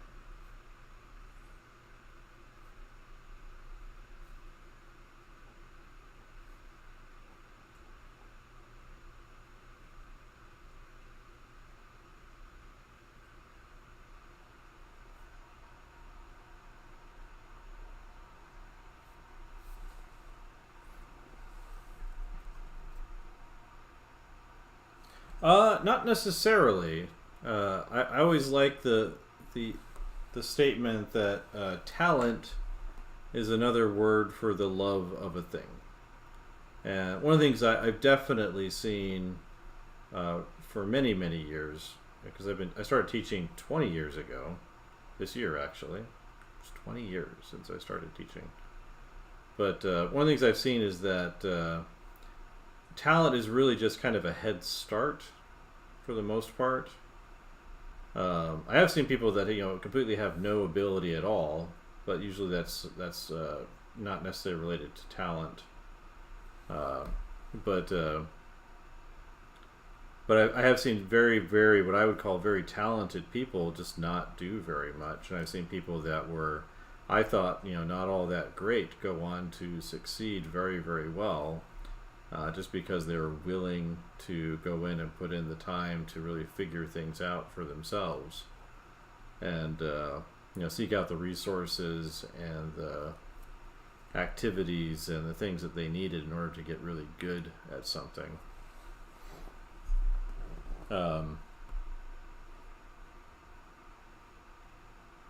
So I started teaching. It was actually a case of mistaken identity.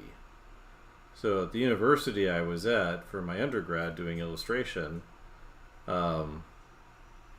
they as I was about to graduate, they asked me if I wanted to teach figure drawing. I was like, oh, that's really great. I think I will do that. So I did that for a number of years with them before going to grad school. But it was funny, I found out after I'd been teaching for 2 years originally that adjunct teaching is part-time teaching at a university. So you teach 1 or 2 classes, but you don't have an office or a regular salary. You have like a smaller amount that you get paid because you're not full-time. But I found out that they'd hired me based off of some drawings they saw in the buildings on the whiteboards and the chalkboards, and they thought those were my drawings, and they were not my drawings at all. They belonged to somebody else, someone I know, I haven't talked to this person in many, many years, but he was a double illustration and pre-doctor, pre-medical school student. And he loved human anatomy and Michelangelo and all that stuff. And very, very intelligent guy, very, very humble, soft-spoken. He was the kind of person that I like to sit behind in a figure drawing class because I could learn a lot from him just watching him draw. And but it was my drawing. It was his drawings that they thought were mine, which is funny. He's probably a very successful doctor somewhere now, if I had to guess. But yeah, he was a really good artist and student. Actually, maybe he's even retired by now. It's been long enough, right? Because he was like a year or two ahead of me in the program, and yeah.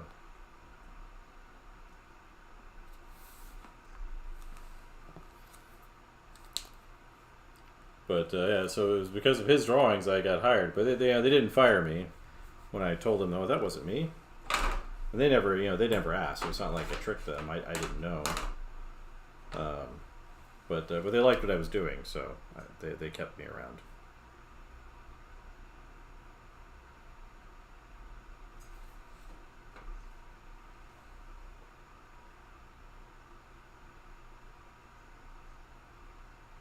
Yeah, it's often very true.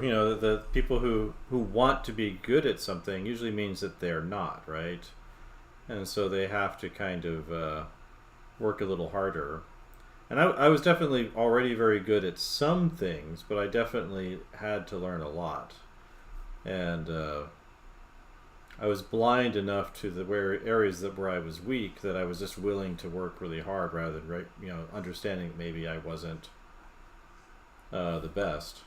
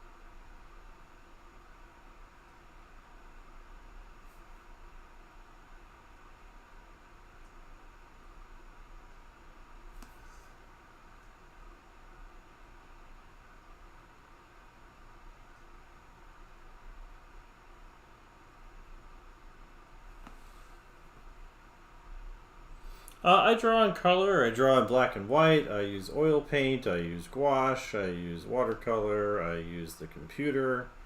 I use Blender, ZBrush. I use the iPad a lot lately these days. I'm kind of all over the place. So I because I've taught for so long, I've also taught a lot of different things, and so I've been able to kind of refine a lot of those skills for different things.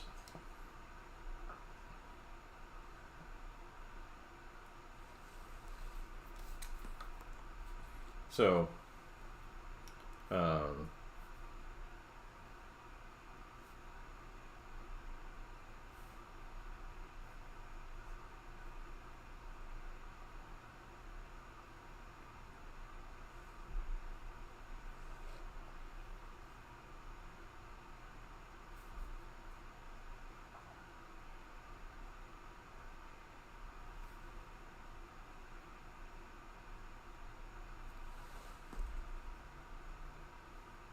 Peter Sakovich. I think it's on the website. It's on a bunch of different places. If you can find my illustration site, if you look up Rainland Studios.com, Rainland, Rainland Studios. And that's my kind of illustration site. If you look up my actual name, Peter Sakovich, it'll take you to my painting site.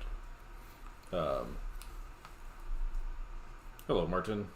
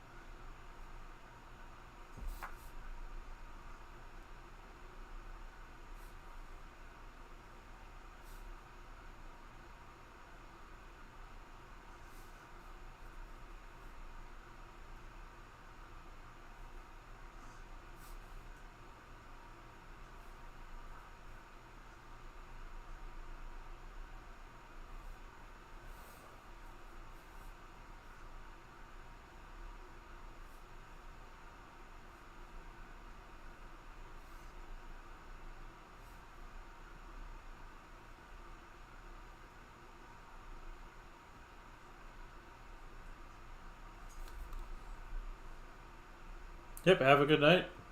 Thanks for coming in. I'm probably on for another half an hour to an hour.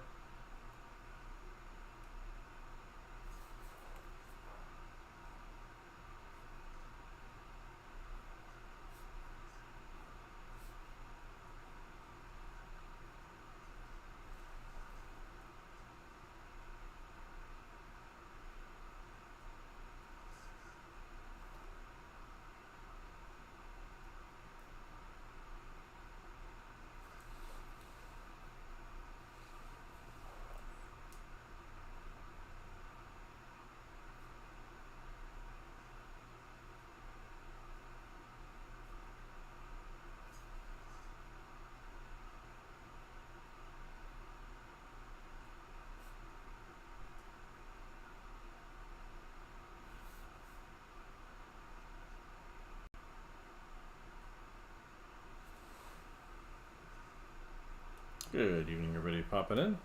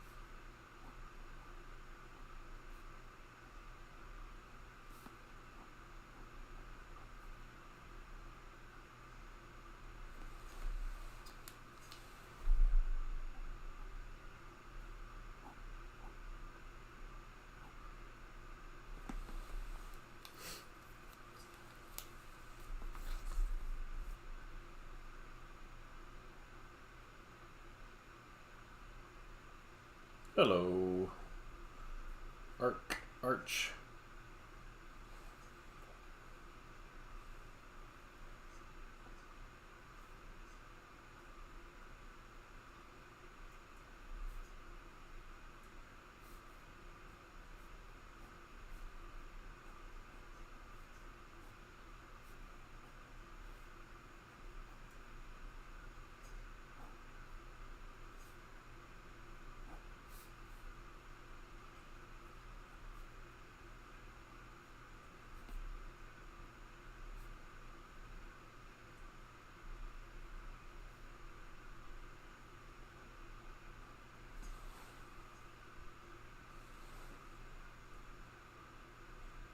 How's it going over on D Live?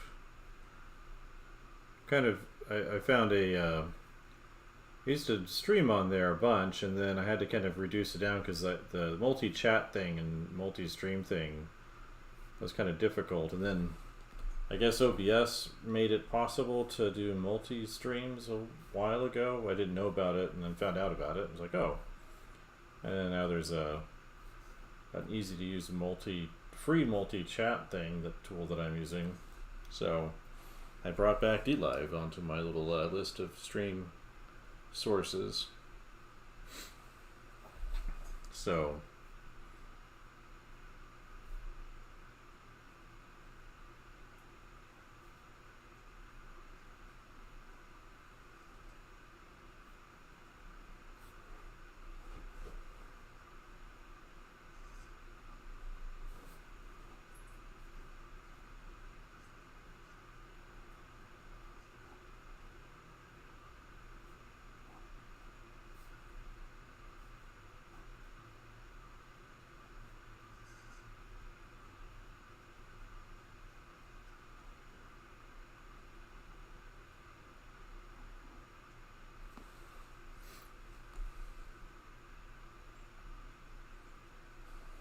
I don't know what's changed over on DLive in a while. I haven't really looked too deeply into it. I remember when it popped on because people were pretty excited about the I think the crypto aspect to it.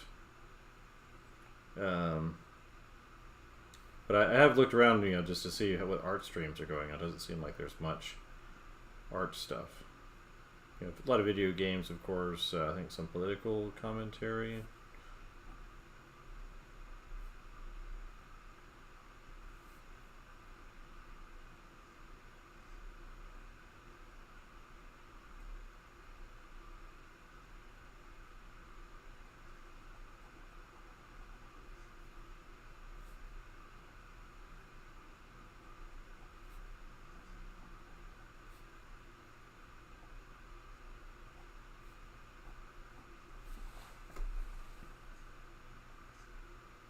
So, yeah, so working on this is a personal portfolio project that I'm kind of working through here. Actually, I should probably bring that up to a better spot. There we go.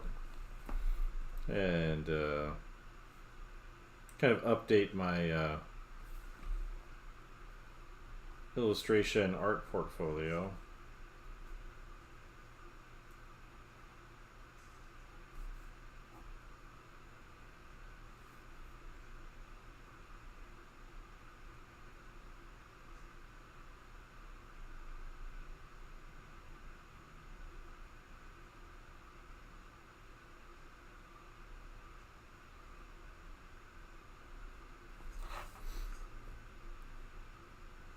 Yeah, so I come on pretty often. Most mornings I do kind of a morning warm up. Right now I'm using Tara Whitlatch's Science of Creature Design as my warm up source. So I've got a ton of art books. Actually, my camera's tilted. I keep doing that. I tilted it the other way. There we go. I have a ton of art books behind me. Actually, we reviewed one of them, the Love, Death, and Robots Art of Book, which is a really good one, earlier.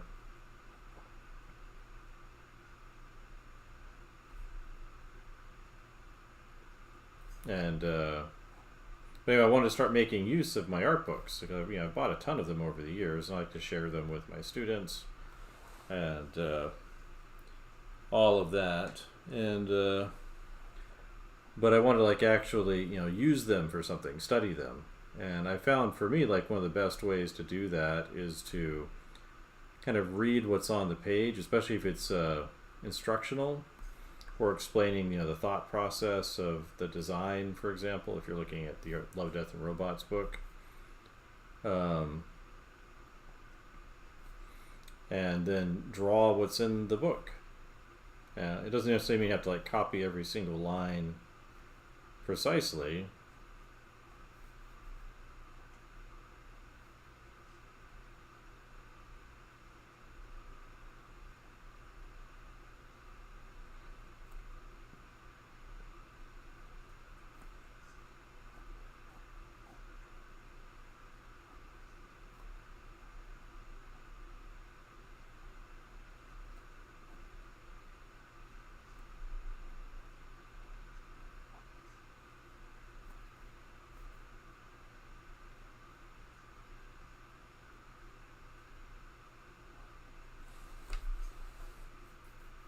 So, yeah, but anyway, the stuff I'm working on here is part of a concept portfolio refresh.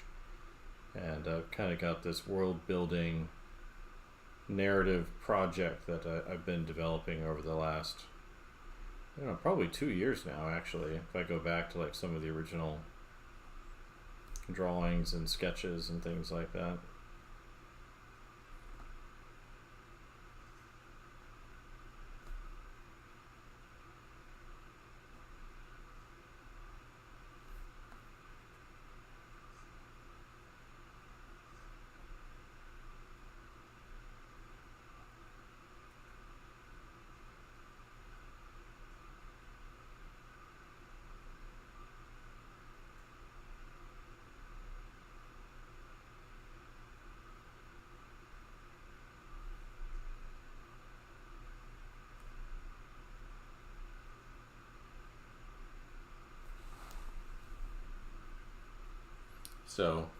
These are the project is basically there's a planet humans have settled on, and they've found evidence that there used to be an alien civilization there, but there's no real evidence of what they looked like or what they did because it's just been so long.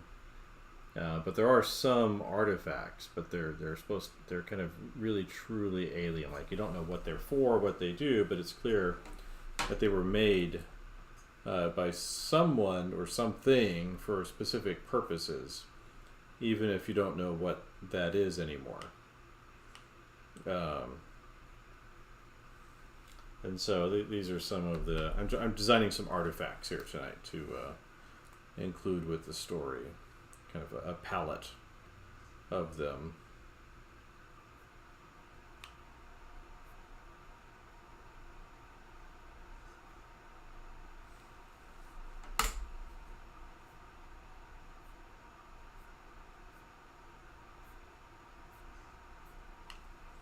So that's kind of what I've got going on here, and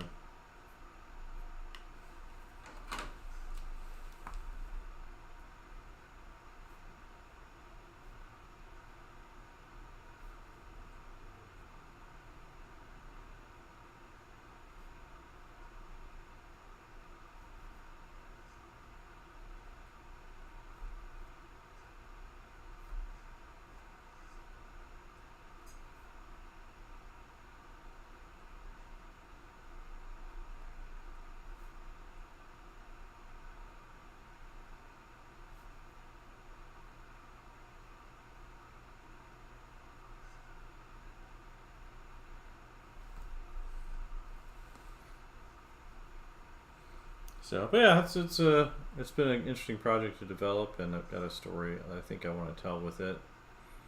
That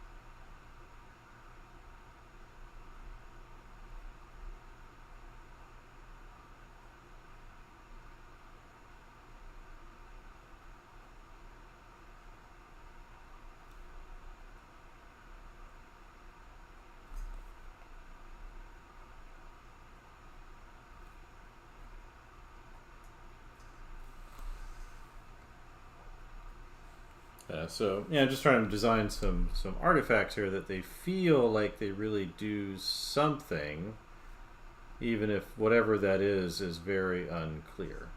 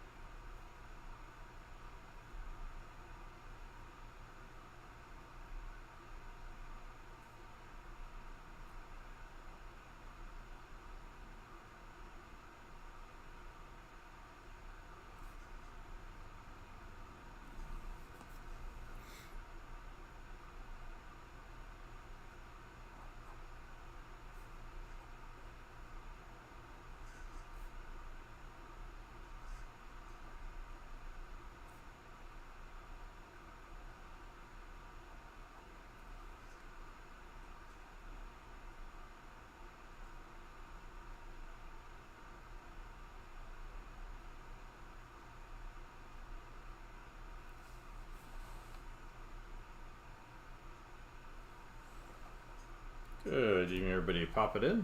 How are we doing?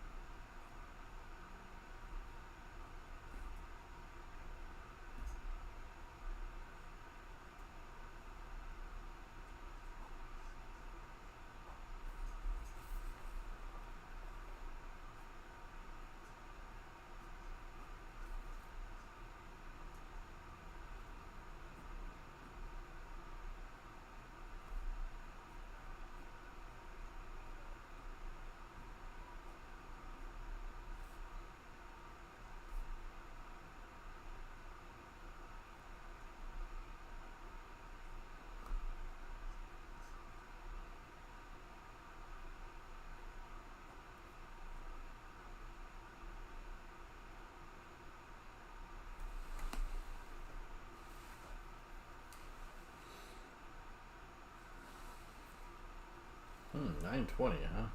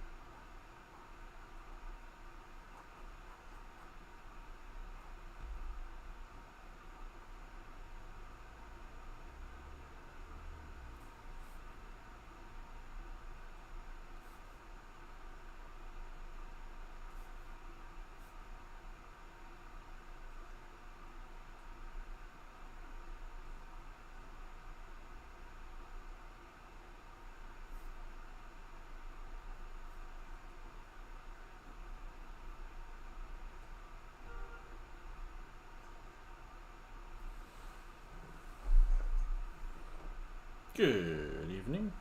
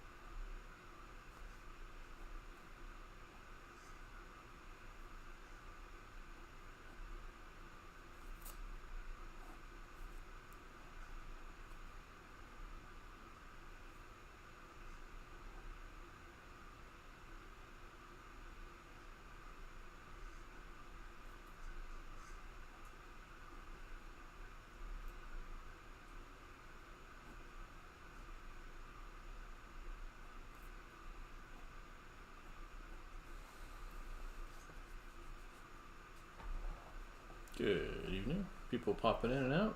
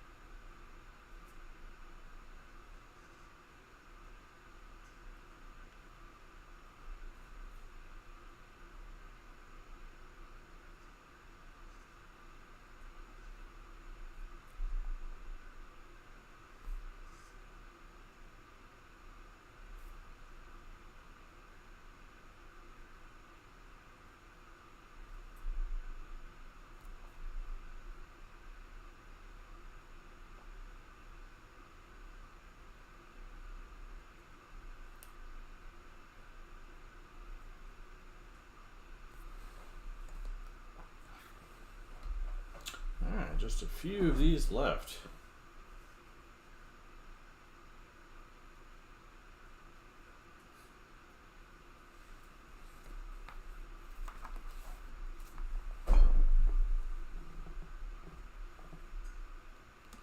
Good evening.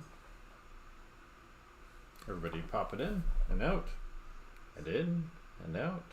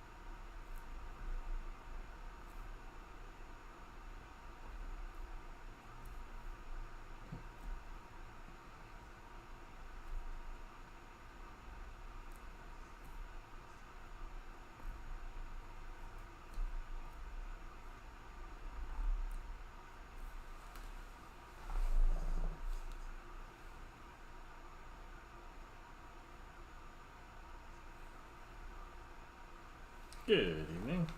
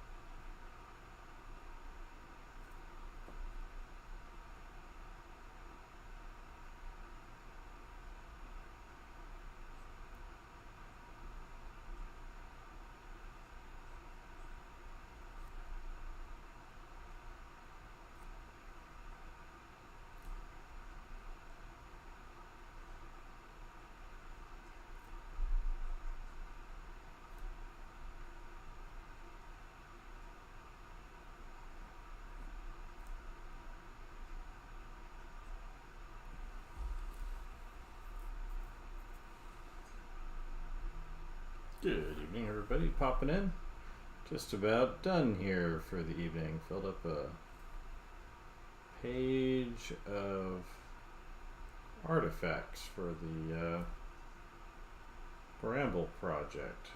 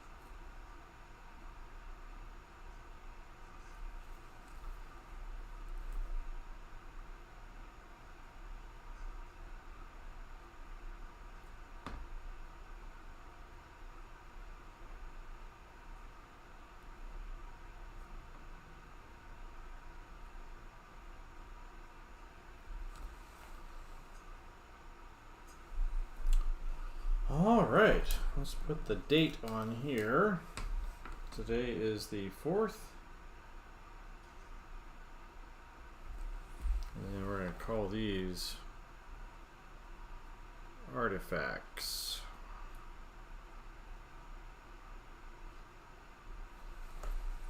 So I remember what they're for. Which I should remember since I made them, but you never know, right? Sometimes you forget what you do things for. But appreciate everybody that came in. And some of the conversations, and hopefully be back tomorrow, maybe in the morning, possibly in the evening too. And tomorrow's the last day of teaching for the semester, so should be an interesting winter break, I think. But again, thanks for coming in, and we'll talk to everybody next time.